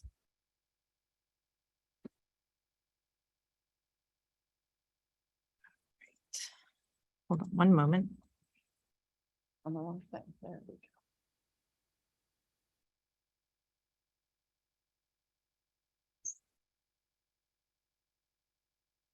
go. Okay, the online voting is open. You may cast your votes.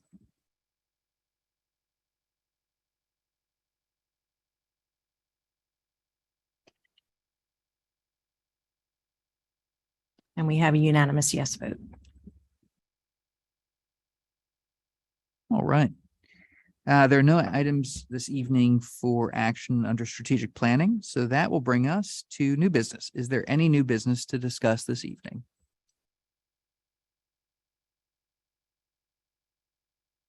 Okay, that will bring us to old business and continuation of our goals discussion, and I will turn it over to Ms. Stern. Thank you. Thank you, Mr. Abadia. So this is our kind of final, I guess, discussion. No vote will be taken tonight, but we did want another opportunity to revisit the district goals. And again, that's something that was a lot of hard work, collaborative work with a small group of us, with Dr. Malash and his team. And last time we discussed making some modifications. We had some input from our student representative, Emily, at the time. And also we had a little, some input from board members at the time. And then we went back and our small group each connected with another board member to find out about any other specific input that anybody had, any additions or changes you'd like to see. And we compiled all of that input and came up with essentially kind of a final version. Dr. Malash and his team reviewed the final version. Mr. Avadi and I discussed the final version. And that's what you got in your email at the end of last week. So kind of giving all of the input and discussions, we are now bringing it to kind of a group final public discussion. And just wanted to put that out there to see. We also had the piece that we discussed last time, which is kind of a mapping of last year's goals, where we got to with those goals. And Dr. Malash jumped in and assisted with that as well. Now we are at a place where everything has kind of been connected and is a continuation. So that's for this year. Obviously, we have more discussion to go on about kind of future, how we go forward in the future. But for where we are now, I think we have a pretty good final product representative with a lot of input from kind of all of us and Dr. Malash and his team. So with that, I want to put it out to board members and check to see if there are further items that we want to shift and change and input, if there's any questions that we have for tonight's discussion. So I'll leave it at that.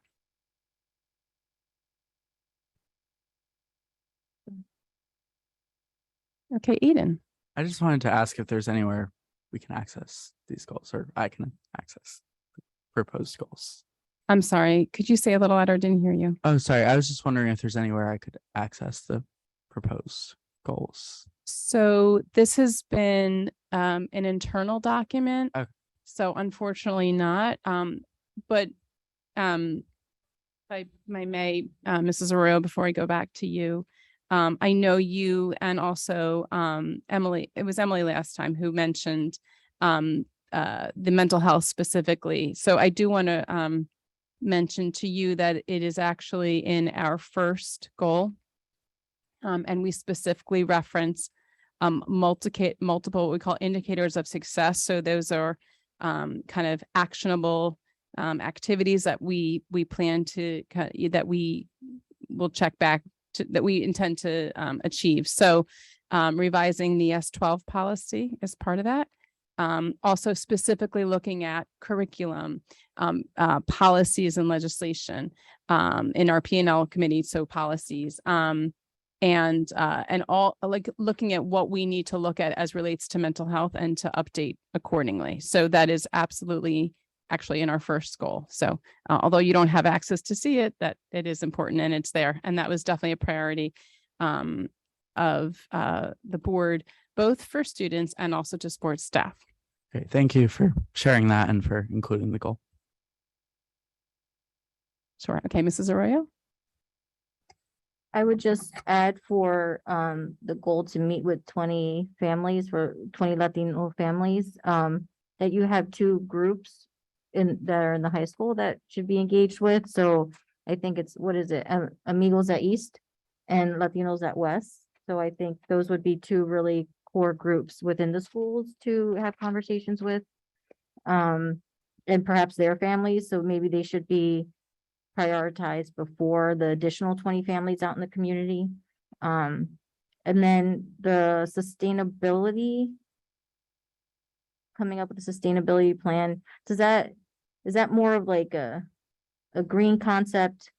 And I'm sorry, I'm super busy, so I know you guys were trying to track me down, but if I'm always in a meeting, so my apologies for that. But does that include like the updates as we progress, if the bond passes, like like how we're sustaining that work and what did that look like? Like, is that inclusive of that? So it's in there? So I would say that when we discussed this, that wasn't necessarily called out or specified. Actually, it was really kind of the beginning of developing kind of a focus on sustainability and trying to kind of develop what that's going to look like, what the goals would be, and the mission, the charge, the guiding principles. So we actually hadn't specifically linked it, but I think that is a very important piece of work to kind of loop in. It's not specifically called out. Yeah, I just think it would be an easy addition, right? And that's something's trackable and like you can measure the growth of the work that's happening. So, and it would make sense to go under the sustainability plan. Sure. And I think Mr. Rude, oh my gosh, Dr. Rude, if you want to speak in on that. Yeah, since I helped push that forward into the goals and made that a priority, I just will comment that right now there is no plan for sustainability within the district. There used to be one, but that expired. So part of the goal for this year is just getting something going. So we need, like, if we're going to have a sustainability plan within the district, we need to find people that are going to put that together, that are going to create the committee to do that.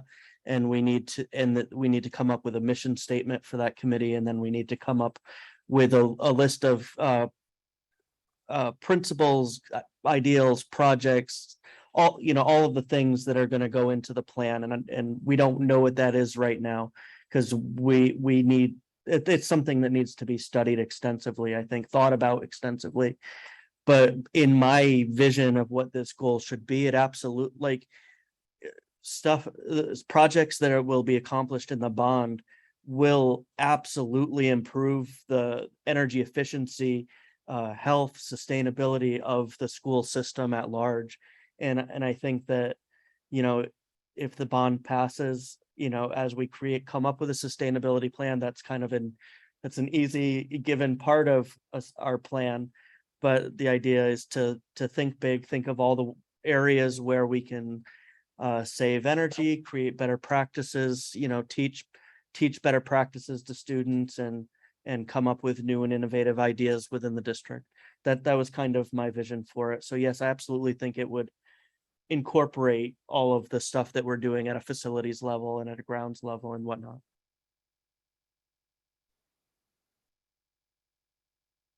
Great input. Other input, questions, comments, part of our discussion, Mrs. Fleischer? And along with something else besides the sustainability that Dr. Rude was talking about, one of the things that was important while we were working on it too was to increase the communication with the public, that we really sort of pushed down. Right now in the bond, in this document, it sort of says to not sort of, it does say to have a successful bond. But so one of the other things is to do quarterly town halls or meetings with the public. And I think it's important for all of us, and I know it's important for all of our families, for us to have some more communication. So just for everyone to know who's listening or who's attending, that's actually one of our main goals next year too, is to really, besides getting out and pushing the bond and meeting with community members, is also just in general to make sure that we're communicating more and being able to talk with everybody more about many different topics. So I thought that was really important to our goals too. Elizabeth. Liz. No, it's okay. I just wanted to say thank you to Ms. Arroyo for mentioning that meeting with the families, specifically of those from Latinos at West and Amigos at East. I think that's very important. I think the goal to meet with the families in general is just it's just a very great thing. So I just wanted to say thank you for that.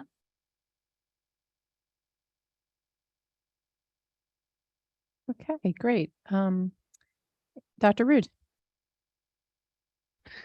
So I also want to just kind of add for the students who haven't seen the plan and they're thinking like, obviously, like the board we're working toward to make the best educational system possible for students. So student voice is promoted in the goals. Continuing conversations on school start times and things that we'll want to hear student input as conversations go forward. So so as you're talking to your friends and communicating stuff from the board to other people in school, just know that there's a lot of different elements where we've really been thinking about what you guys are interested in and what you guys are asking for in different ways. So I think that's reflected a lot in different goals toward activities, goals toward looking at health and wellness, thinking about how our school district impacts the world and the planet, and different things like that we know are very important to the student body are included in the goals. So. Okay, Ms. Elmore Stratton. Just to add to that, Dr. Root, I don't think that it just ends with like the wellness piece and all the things you mentioned. I think we'd love to have that voice extended even to the goals surrounding curriculum, and if that curriculum is that we're putting in, we have a lot of new things happening. So, if there's opportunity for student voice to be heard there as well. And I think it's something that Aiden mentioned in terms of students wanting new classes, programs, or resources at East. So that would be something I would love to hear. One just kind of semantic question, just coming from HR committee, not from the committee, but speaking on that kind of area, is the one specific to hiring, job descriptions and all that. Could we just, I think it's just a semantics things, but I don't want it to read as if we're saying that the 20% plus hires will be diverse. Could we just say that's the minimum goal? That's not, we're not going to just cap it at 20% and hit the mark and stop. But that's our baseline goal. And then in terms of the presentation to us and coming from our committee, I think this goal is more in line with me wanting to hear more about the recruiting plan and how that's going, recruiting and onboarding, more than and maybe again, it might just be semantics with the word hiring, but I think as we're looking to be more diverse and we're looking at who we're spreading out to, that goal really speaks to us going backwards a little bit further than once someone is hired on, right? Does that make sense? If it doesn't make sense, please. Well, I just want to make sure I'm hearing you right. Specifically in that section. So we have it, we reflect on sharing hiring and retention data, and then increase diverse staffing that more closely represents the student body.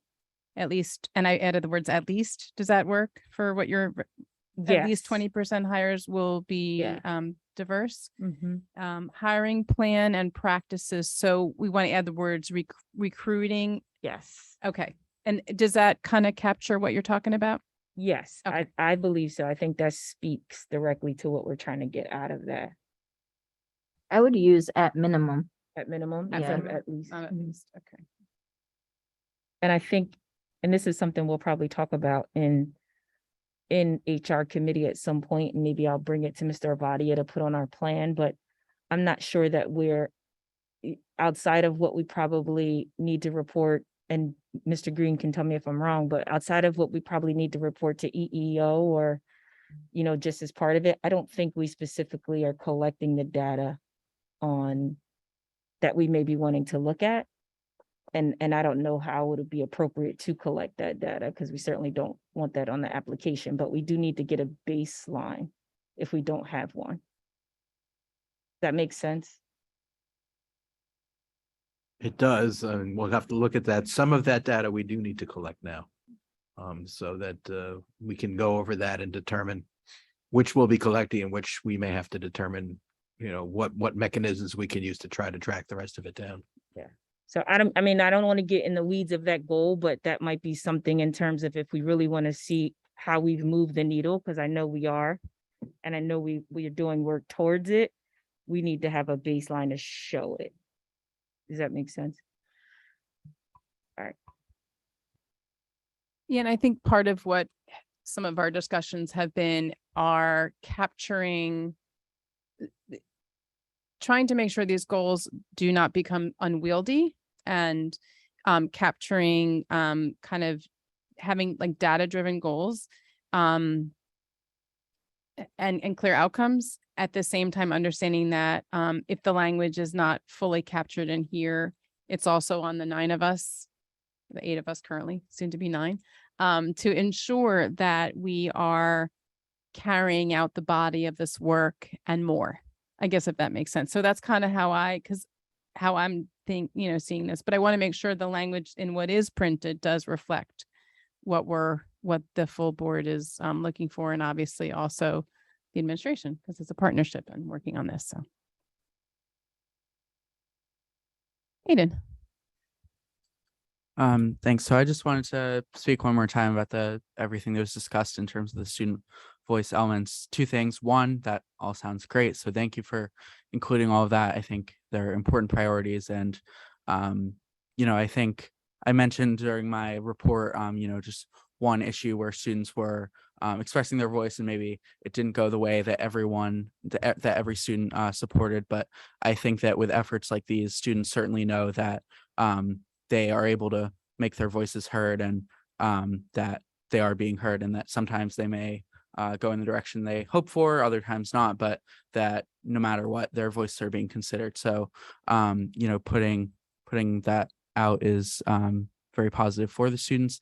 And then second, just in terms of kind of the technical note of the goals and their availability to us, I think I certainly understand there may be certain rules around it. And I know we as student reps don't have to vote on the goals, but it's still, hearing all this, it sounds like it would be a great opportunity to say, as student representative, the student body supports these goals and is, excited for them to pass when they're eventually voted on, but it would be hard to do so not being able to access them. So that's something that, if the district is able to look into the rules around that and see if student reps would, for future things like this, be allowed to access them, that would be helpful.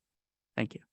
So I think, important comments. And I will say that, I think you touched on something that actually came up because we had our public interviews for our open board seat earlier. And there was a question regarding, how would you see yourself basically managing people approach you and want to, talk to you, and, and a lot of the candidates mentioned, the topic about, that sometime that you're essentially, as a board, you are charged with doing what's best for, all students to the best of your ability. And it is our job to listen. And it's also our job to make decisions.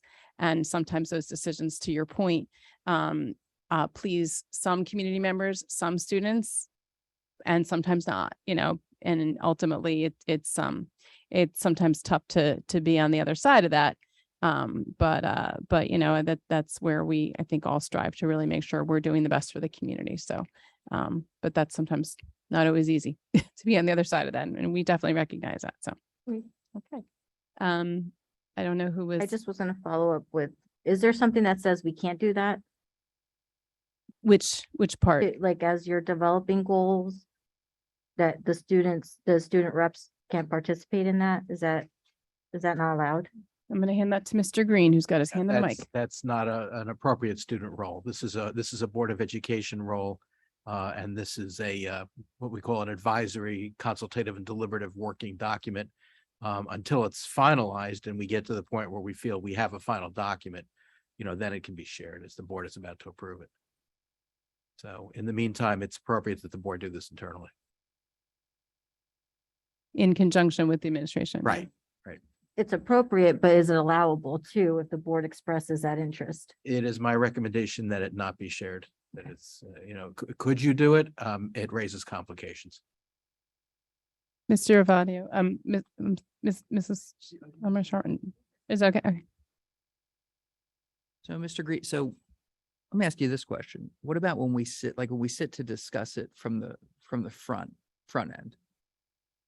Could we involve board reps at that time? Because I understand what you're saying, like it's a working document essentially until it's out there, we can't all support it. There's not something all of us to support. Right. But once you reach a point where you've got it at that point, yes, you could. In other words, once we've reached a document that the board is in consensus that this is the document.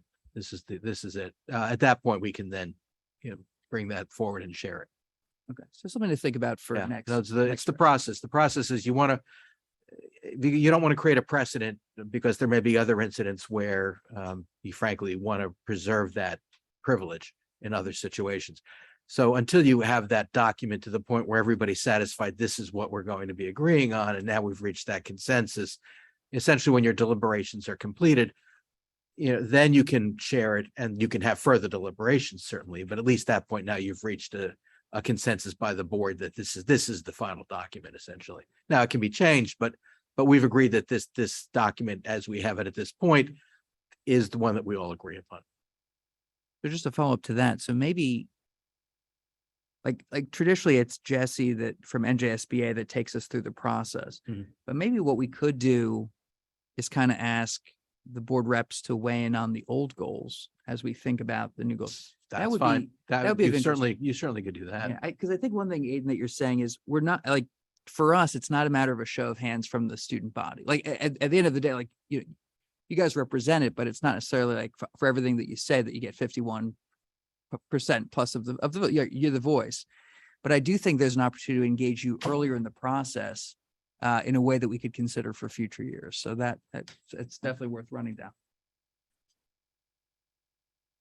All right, Miss Elmore Stratton. Let me just go to Miss Elmore Stratton. Okay. Yeah, I think I just kudos to him for asking. My apologies. I guess what I want to reinforce with the group and reinforce for both of you to know is that we're very committed to, if you haven't noticed, we've already pushed the needle with our reps and gotten down our president and vice president's throat about giving it more meat to the bones of this positions that you have. So I think we'll all be open to hearing things and then we'll see what Mr. Green says yes or no to. He can be the bad guy. But I just wanted you to know that, like, you're definitely not in these positions in a tokenistic way. So it's not, we just want to have you report and then be quiet. So if we can work to find some ways that we don't breach our oath of office by being more inclusive, I'm sure that we'll all get on board with that as much as we possibly can. But just so you know, it's not a desire to not, because we definitely want to walk what we're talking when we're sitting up here. It's the oath of office that we have to make sure we don't breach. But we definitely want to push you up that ladder of student engagement to where we are making shared decisions, informed.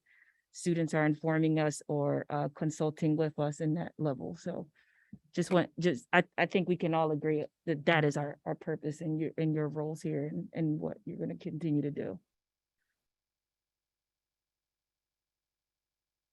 Aiden.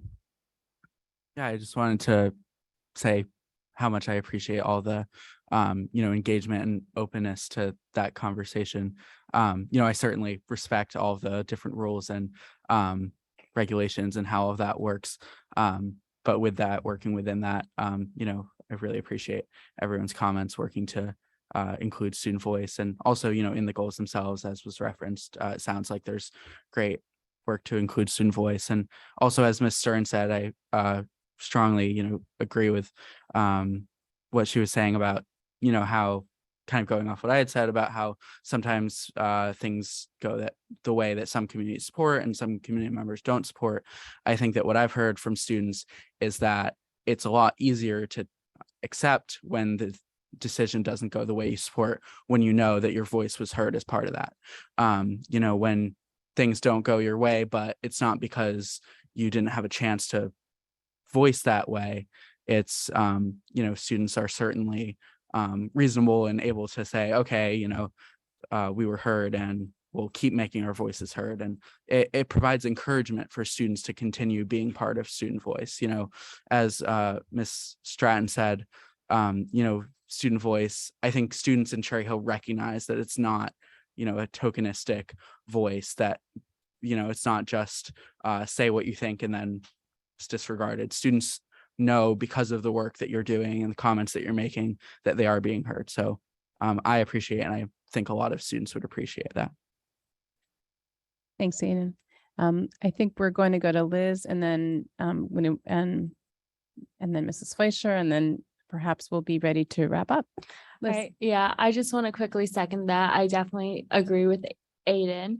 What they said, students do feel as their voices are heard. They don't feel shy to come to these board meetings. They don't feel shy to step up when they're in school and speak on the issues. And I think that's a big part of what you guys are doing. And I just want to say thank you. Thanks, Liz.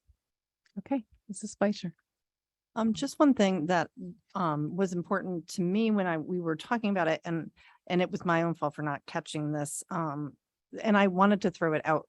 So under district goal number 4, it's about staff development, because the first one is about student wellness, our district goal. The second one is purpose and passion, which we bring in students and equity, diversity, and hiring and different things. But the last one is staff development will be personalized, intensive, and ongoing to support professional learning. But I would love to actually include wellness to that. I was trying to see if because we originally had that in there somewhere and I couldn't find it. Is it in here still somewhere? Good point, Mrs. Fleischer. So yeah, if you go back to the the student wellness, which is the first one, actually that was added into the most recent iteration. Staff wellness. Yeah, Okay, number perfect. 1, Okay, continue the that's work where it on went. student and staff Thank wellness. you. Yep. Okay, so As I knew that we were talking Yep. about it and I just didn't remember where it ended up. So Yeah. thank you for that Sure. clarification. Yeah, absolutely. Yeah, I think we really did try to include everybody's Perfect. input to update these, and hopefully Thank we you. capture that. And there's a couple more things that I'm not great at multitasking. So Mrs. Arroyo, I did write notes about what you said. I will incorporate those. We'll send out that final version, and then we'll be able to vote next meeting on these. So, okay. Any last comments, questions? Mrs. Tong. I'm not sure if it's a typo or just me not understanding. Let me see. Oh, yeah, sorry. I think there might be a typo on the district goal purpose and passion on number 3. Number 3, and the column is indicator of success. It says the date is wrong. October 4th, it still says successful referendum on October 4th of 2022. Mrs. Tong, I think that you might be looking at an older version, but good catch on making sure the data is right. There was an updated version sent last week to you in your email. I think Mr. Avade, did you send that or? Yeah. Okay.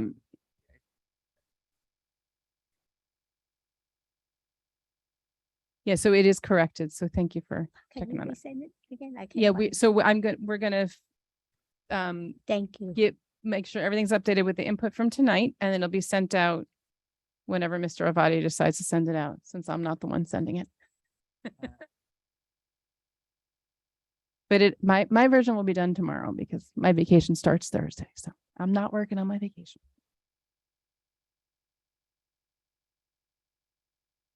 All right, I think that's it for goals and old business. Mr. Avadi, back to you.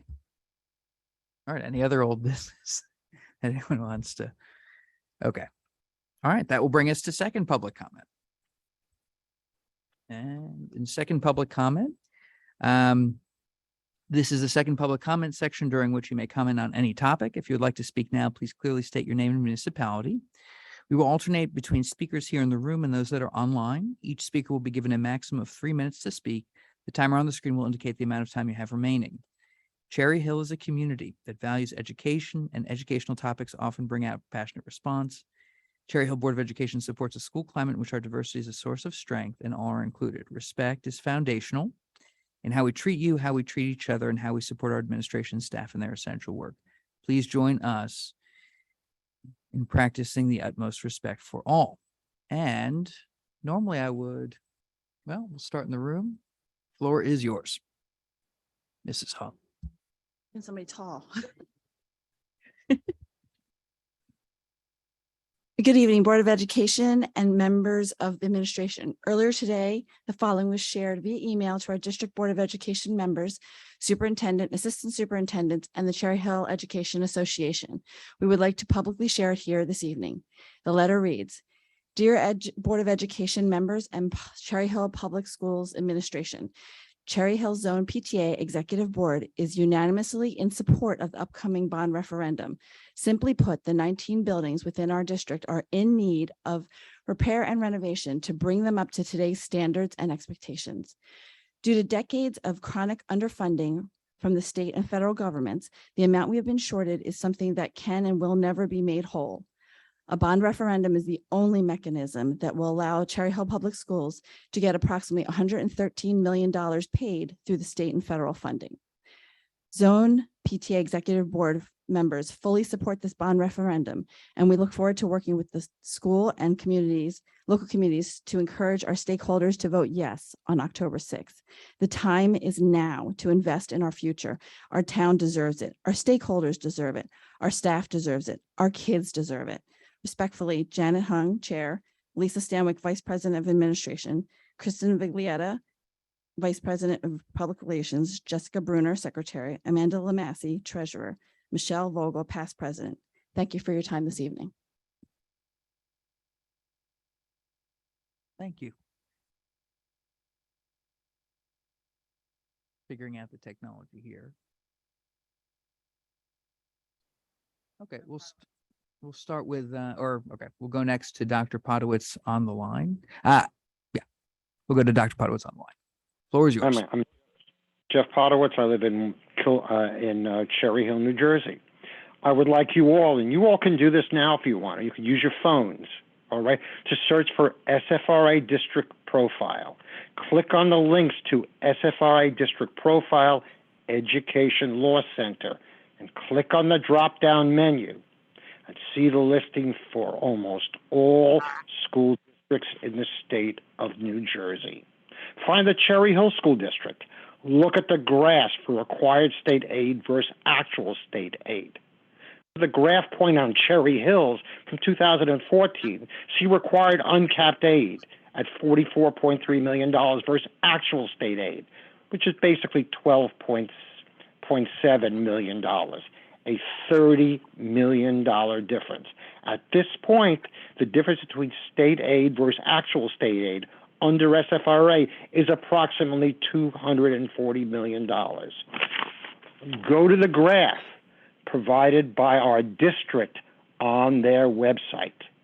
A presentation was also given on this graph a few months ago. The district's graphs has 28 to 29 million as our full funding aid straight across. The difference is tens of millions of dollars.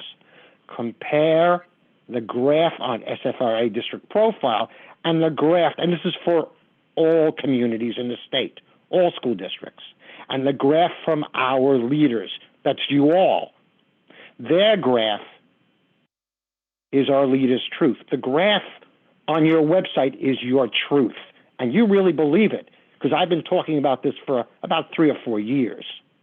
Obviously, leader members agree with you. They agree with your truth. I know in this specific instance, our leaders' truth does not align with the truth for the rest of the school districts in the state of New Jersey. Read that information on those graphs. Read your truth. And by the way, the truth was reiterated yesterday at that school board meeting, capping the amount at that 29 million for next year, when in fact it's about 33, 34. You haven't changed at all. But your truths are what's valid for the school board and for you. And that's all. That's your truths. Thank you. Thank you, Dr. Pondowitz. Just for clarification, yesterday was not a school board meeting, but we were able to present at town council, and it was great to see you there virtually as well. Okay, we're back to the room. And we will look hopefully, yes, yes, you waited all this time. The floor is now yours. Apologies for the confusion earlier. Okay, so I was at the meeting last night and I just have some feedback, some bullet points. Okay, but we're just gonna start with your name and. Maureen Diadamo, Cherry Hill. Thank you. So last night there was a lot of information to take in and a lot of topics concerning the 3 new housing centers and pilot programs. The one thing that wasn't addressed was any capacity concerns with the new housing. From what I understand, the redistricting is now off the table, but hasn't been communicated. Maybe it should be. That was one of my big takeaways that wasn't addressed last night. We have these 3 new housing centers throughout Cherry Hill. Capacity concerns were an issue less than a year ago. How does this impact us in the future? And checked out the new website. I had a few questions on that. As far as the tax assessment, I thought it would be helpful to clarify if we would be reassessed or should everyone input their current assessment. It could be assumed that Cherry Hill would be reassessed based upon the bond. Transparency was a big topic last night, and I agree that the plan should be transparent. Right now, I haven't had a chance today or this week to dig for the information that I found back in January, but I know there are photos and details of the plan and itemized lists of garrisons to do for each school, but I think it would be helpful to have that at the fingertips on the new website for the user. Inflation is a current issue. Maybe address the contingency plan for inflation in the future, although it can't be predicted. It's probably a concern for many. And back in 2018, I jumped on board in the end of when everything was being discussed, but I recall that being perceived as a Band-Aid solution by many people that I spoke to versus knowing what the actual infrastructure necessities were. So maybe on the new website that can be addressed as well. Talking to teachers, staff, and the people that work in the buildings, getting their input, showing the pictures, maybe doing a live video, saving that on the website. And I'm running out of time, but I have like 5 more things. And then as far as the website, last question, when is that being launched? Should it be launched now? I know last night was a soft launch, but do you have a plan in place for the launch? Thank you. Thank you. All right, that's time. Just one note. You can't, well, we've done a couple things. Once everyone goes the first round, you can come back. You can email us your comments. Just to be clear, so when you come up to the mic, so we typically answer all the questions at once at the end through Dr. Meloche. Sometimes I jump in unceremoniously, and perhaps I will, but so it's just like, but when you're asking questions, like you don't get that immediate answer exchange. It's unlike last night, by the way, which we learned something. Town council, that is a difference. They do go back and forth in a different way. But this is a little bit different that way, but we will address what you've spoken on to the extent we can. Okay. John Papica on the line, you are next. Hello, this is John Papica from Cherry Hill. Can you hear me? Yes. Okay, great, thank you. Previously for the last bond, I spoke out against it. So as someone who spoke out against it, I want to take a moment to voice my support for this bond.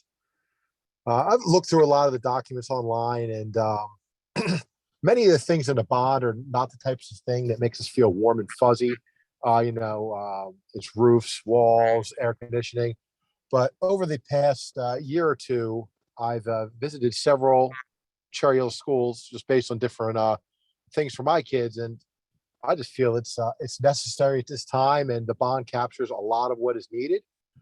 And I just want to encourage everyone out there not to listen to the grandstanding about one or two items online.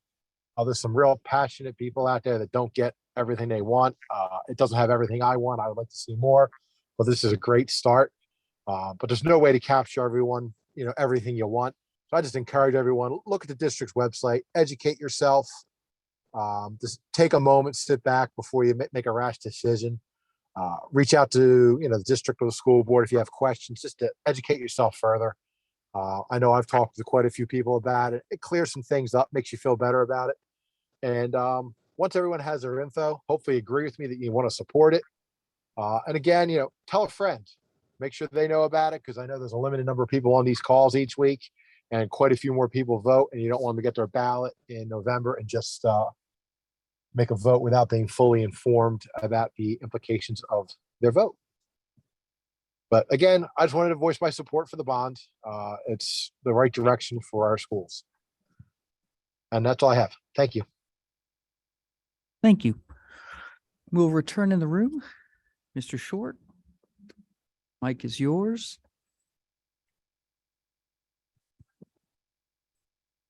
Rick Short, 1002 Chelton Parkway. I do agree with the second in-house speaker that it does need to be more transparent. There's no transparency to this. There's no numbers. There's no anything. It's just a bunch of words, but I wish you luck. Again, common sense would tell you not to put it out in the middle of a recession. But the board and district didn't listen to me. And I hope they come back with a lower cost. Moving on to other topics. And this one, I guess,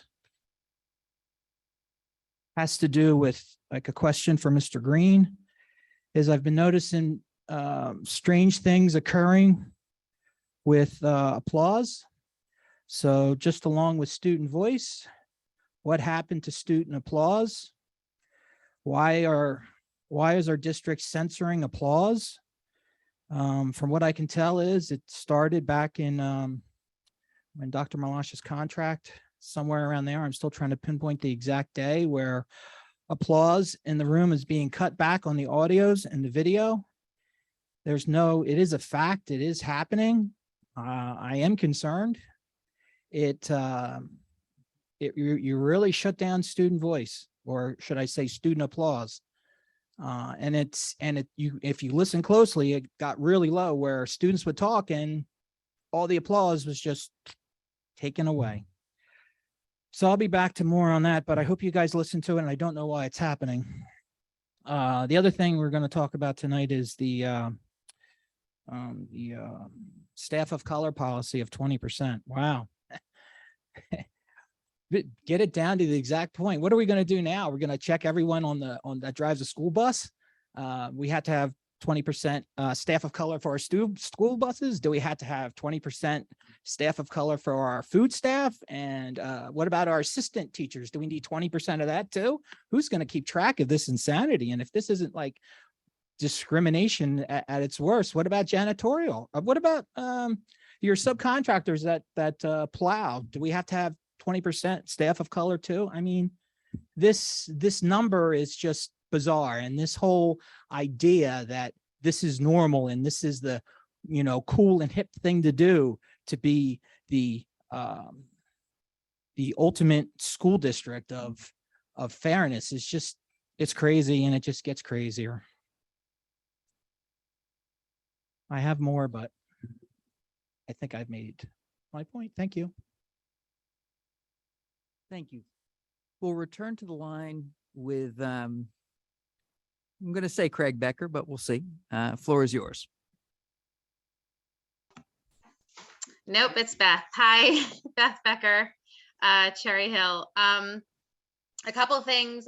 First of all, I just want to say thank you for giving the student reps sorry about that, giving the student reps a stronger voice.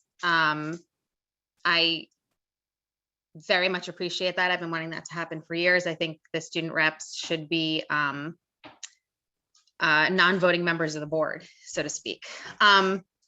Secondly, yes, wouldn't it be a horrible thing if our district was known for being fair? I think it's wonderful that we are committed to making district staff reflect the student population, the diversity of the student population, and I applaud those efforts. And of course, 100% for the bond. If anyone is asking, there are numbers up on the CHCLC website. I encourage everybody to go to the website and look at it's under district. I'm looking at it right now. It's under district, and then it is district wide. Oh man, someone can help me with it, but it's all on the CHC website, and I'm sure that it will be added, that some more information will be added to the bond website going forward. Thank you so much. Thank you. Looking in the room for the first round, seeing none. With a chance. Okay. We will go to Yonatan Yaris online. The floor is yours. All right, sorry about that. Yoni Yaris, Cherry Hill. I wanted to express my appreciation to the board, especially to Mr. Vadia and Ms. Stern, who are going to be putting in a ton of hours between now and October, well beyond the already amount of hours they put in terms of helping get the bond messaging out. Once again, we all know this is an unpaid position on top of your regular commitment, so I just want to express my gratitude. It's not easy, and it's often a thankless position, so I want to say thank you to both of you, especially for all that you're doing. And the presentation last night you both gave at council was incredible, and look forward to seeing it get posted online at some point. Also wanted to follow in Ms. Becker's comment that it's really great to see really great engagement with the student reps. It's been something I'd hoped for back when I was a student in the district, and give a lot of credit to the board for being so receptive to that at this time. It's great for our community, and I think it'll be really great for continuing the great development in the community. Also want to applaud the open discussion about increasing our diversity in our staff. For oftentimes in the past, the board was not as inclusive on those conversations, and it was amazing to see that around the table being so important and putting so much value into that. Our voices matter, and oftentimes we haven't heard that from the table, and that was excellent. So thank you very much. Thank you. I'm going to continue unless someone's going to jump the mic in the room. We'll go to Ann Einhorn is next. Ann Einhorn, Cherry Hill, New Jersey. I'd like to thank the Board of Ed for the presentation last night to Town Council. And looking over the new website, I'd like to suggest that under the needs of the educational community, that a list of the projects, particularly for each school in layman's terms, should be considered in order to have the community feel more solidly vested in its investment, because quite frankly, it can be quite difficult to find items on chclc.org if you're not a parent or a staff member. So I'd just like to throw that out there. My neighbors don't know which school needs what, particularly in my neighborhood. They would like to see what Kingston School would be getting. So I just would like to bring that forth.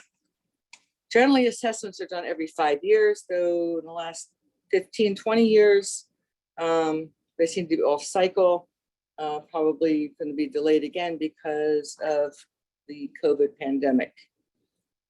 As far as staff of color, race, or creed, for over 25 years, Cherry Hill Public Schools have tried dramatically and desperately to diversify its school staff.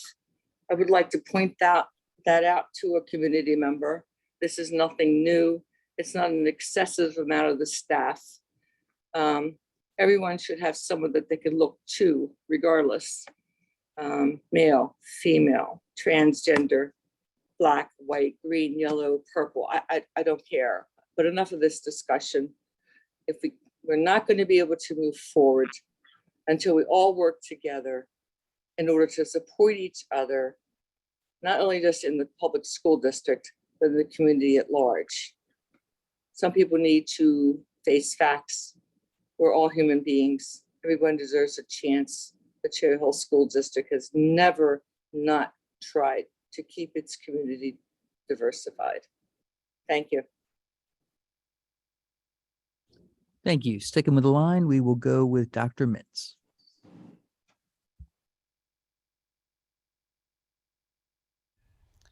Dr. Penina Mintz, Cherry Hill. Can you hear me? Yes. Okay, thank you. I'd like to voice my opposition to the bond until such time that every Cherry Hill resident is given a complete explanation of financials behind the bond, full education, what the bond is about, and opportunity to give you feedback about the bond. So I feel at this point that a lot of people in the community are simply unaware about the bond. They don't have any details. They're going to be taxed. Plus, the election day is off cycle. So a lot of people don't know about it, especially people that are not involved in the schools. I do not think it's fair to regular taxpayers in Cherry Hill to be caught off guard in such an accelerated manner. I would propose to postpone this for another year until the entire community has an opportunity to learn about it, deliberate about it, and put the election on the regular election cycle in November, where all people would come and vote for it. Putting it off cycle, give preferential to those who are interested in pushing this through without complete large participation of all voters in Cherry Hill. I would like to move the date to November, the election in November, general election, where every resident in Cherry Hill has an opportunity for that. On a different topic is the information and transparency regarding the upcoming sex ed curriculum. I think you should warn parents what is the curriculum now, not in August and not in September, and give them opportunity to opt in.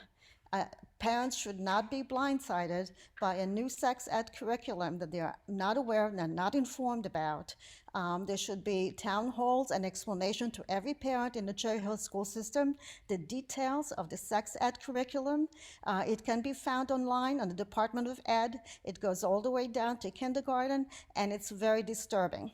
I would like you to make an announcement to the public that they have to go to the Department of Ed site and learn about that sex ed curriculum, learn about the details about it, and have an answer to the community from the Board of Ed. What is the decision? Is Cherry Hill School gonna adopt that curriculum or not? Thank you very much.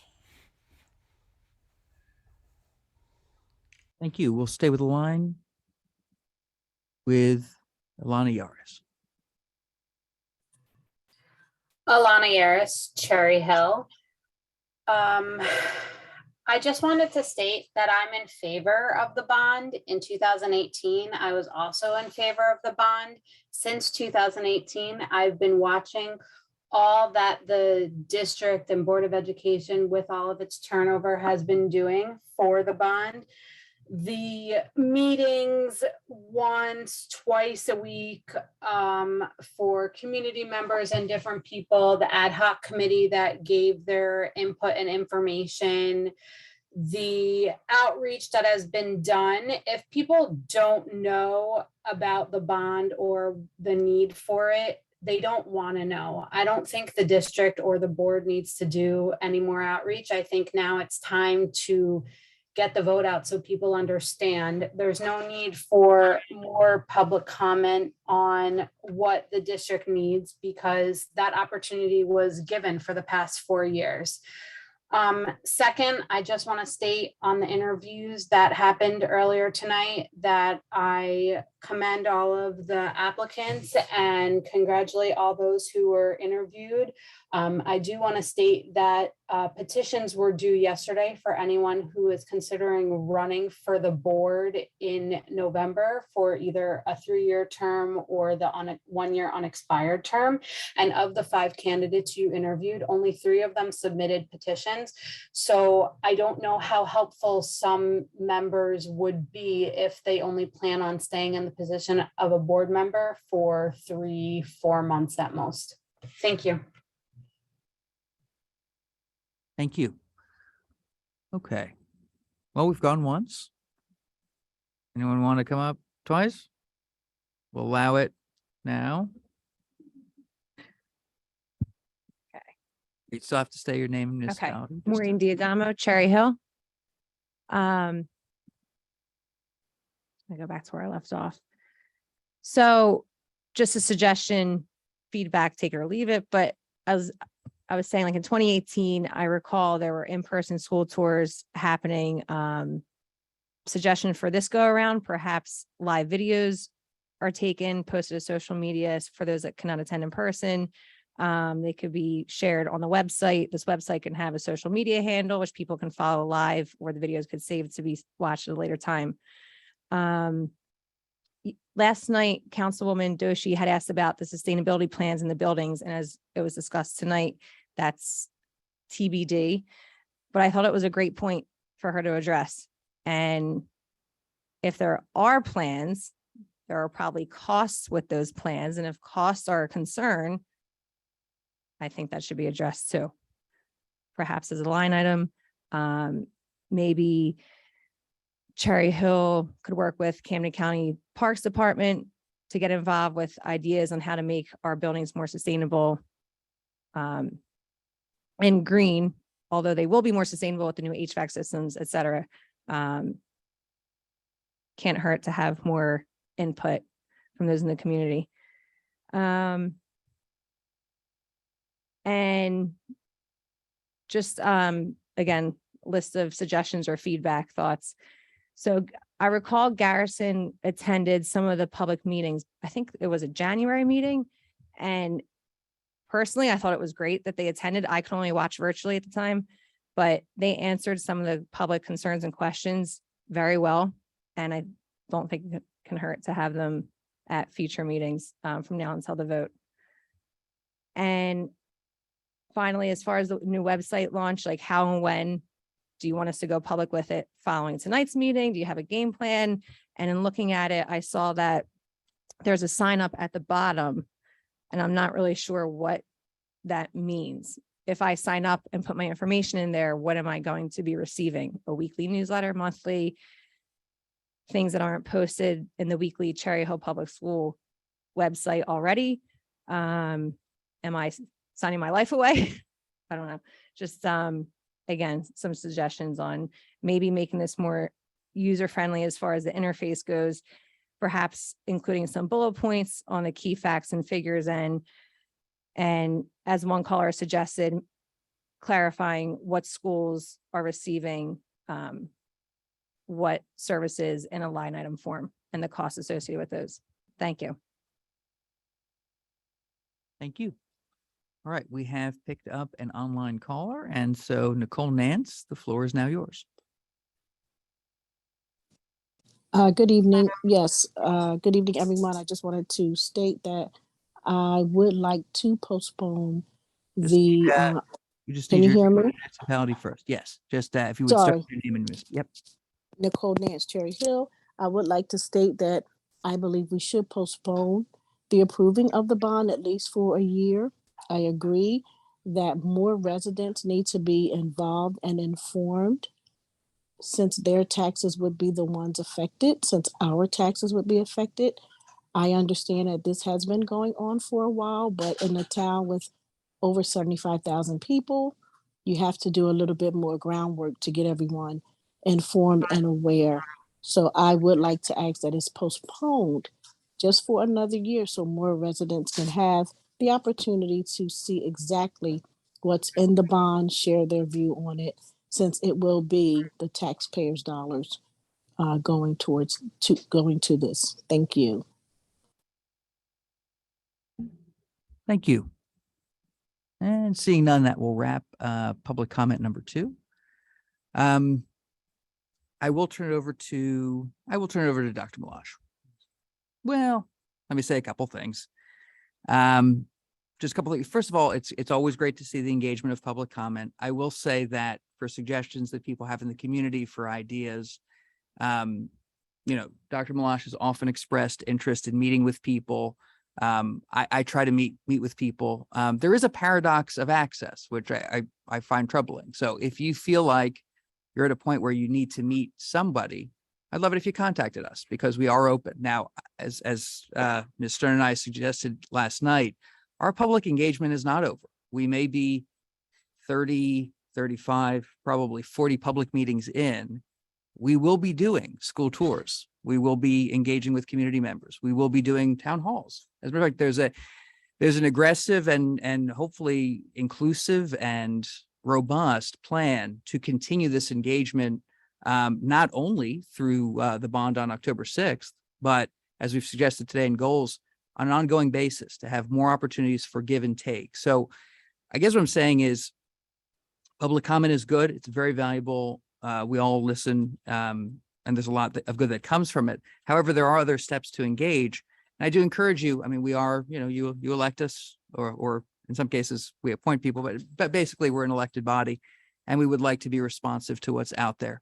I will say that we did use the word soft launch last night on purpose, is that there had been so much talk about having something, that we did publish something that is evolving.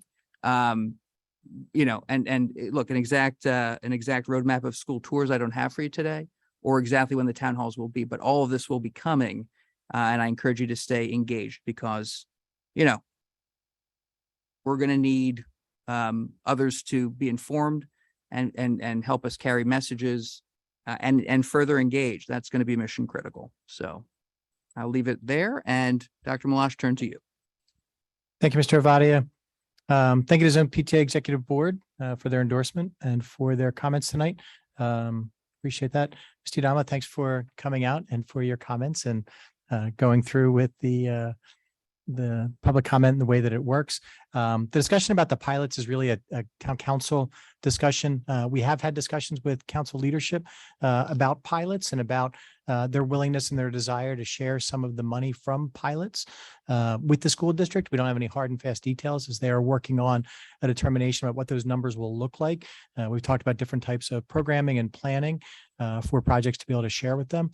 But the town council is the one that really manages and runs all of that stuff.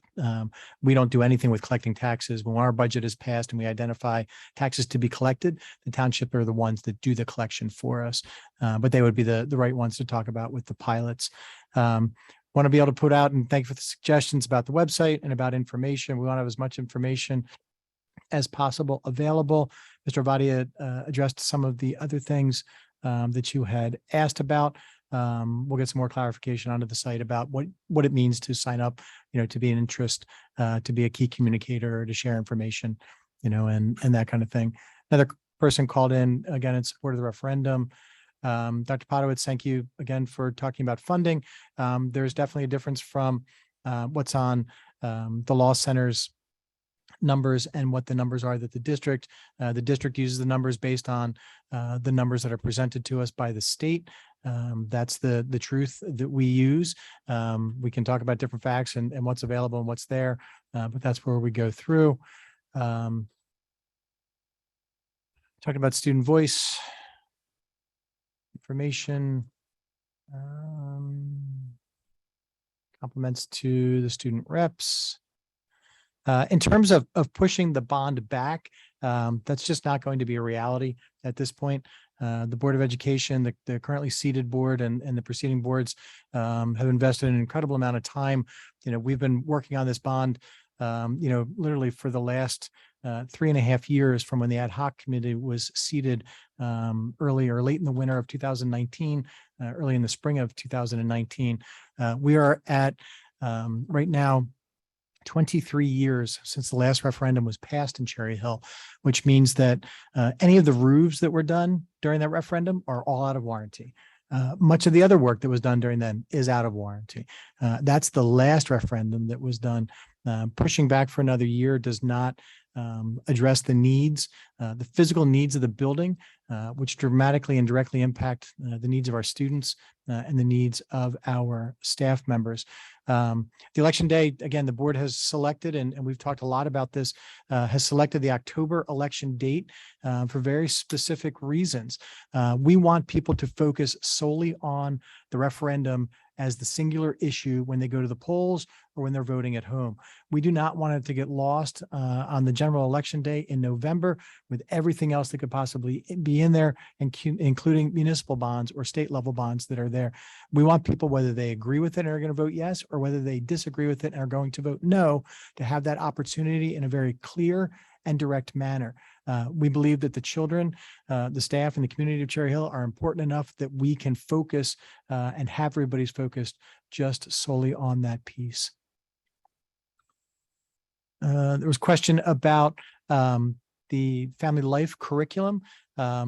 So people can certainly find the New Jersey State Standards are online on the Department of Ed website. The Department of Ed does not publish the curriculum. We write the curriculum within the district. As we've talked about since last spring, we are engaged in a process this summer of doing revisions to the family life curriculum.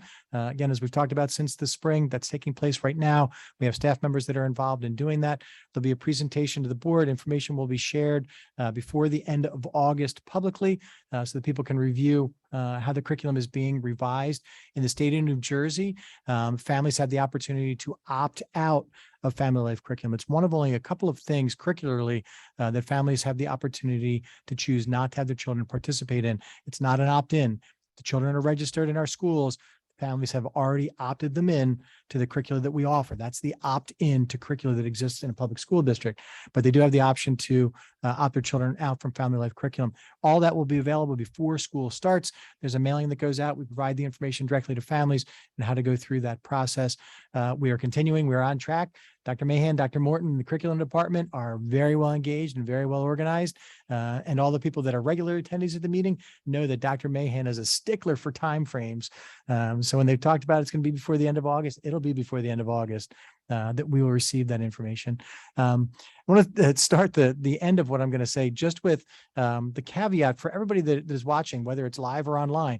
Remember when public comment, when people come to the microphone, when they're here at the podium in the room, or they're on the line, it's truly public comment.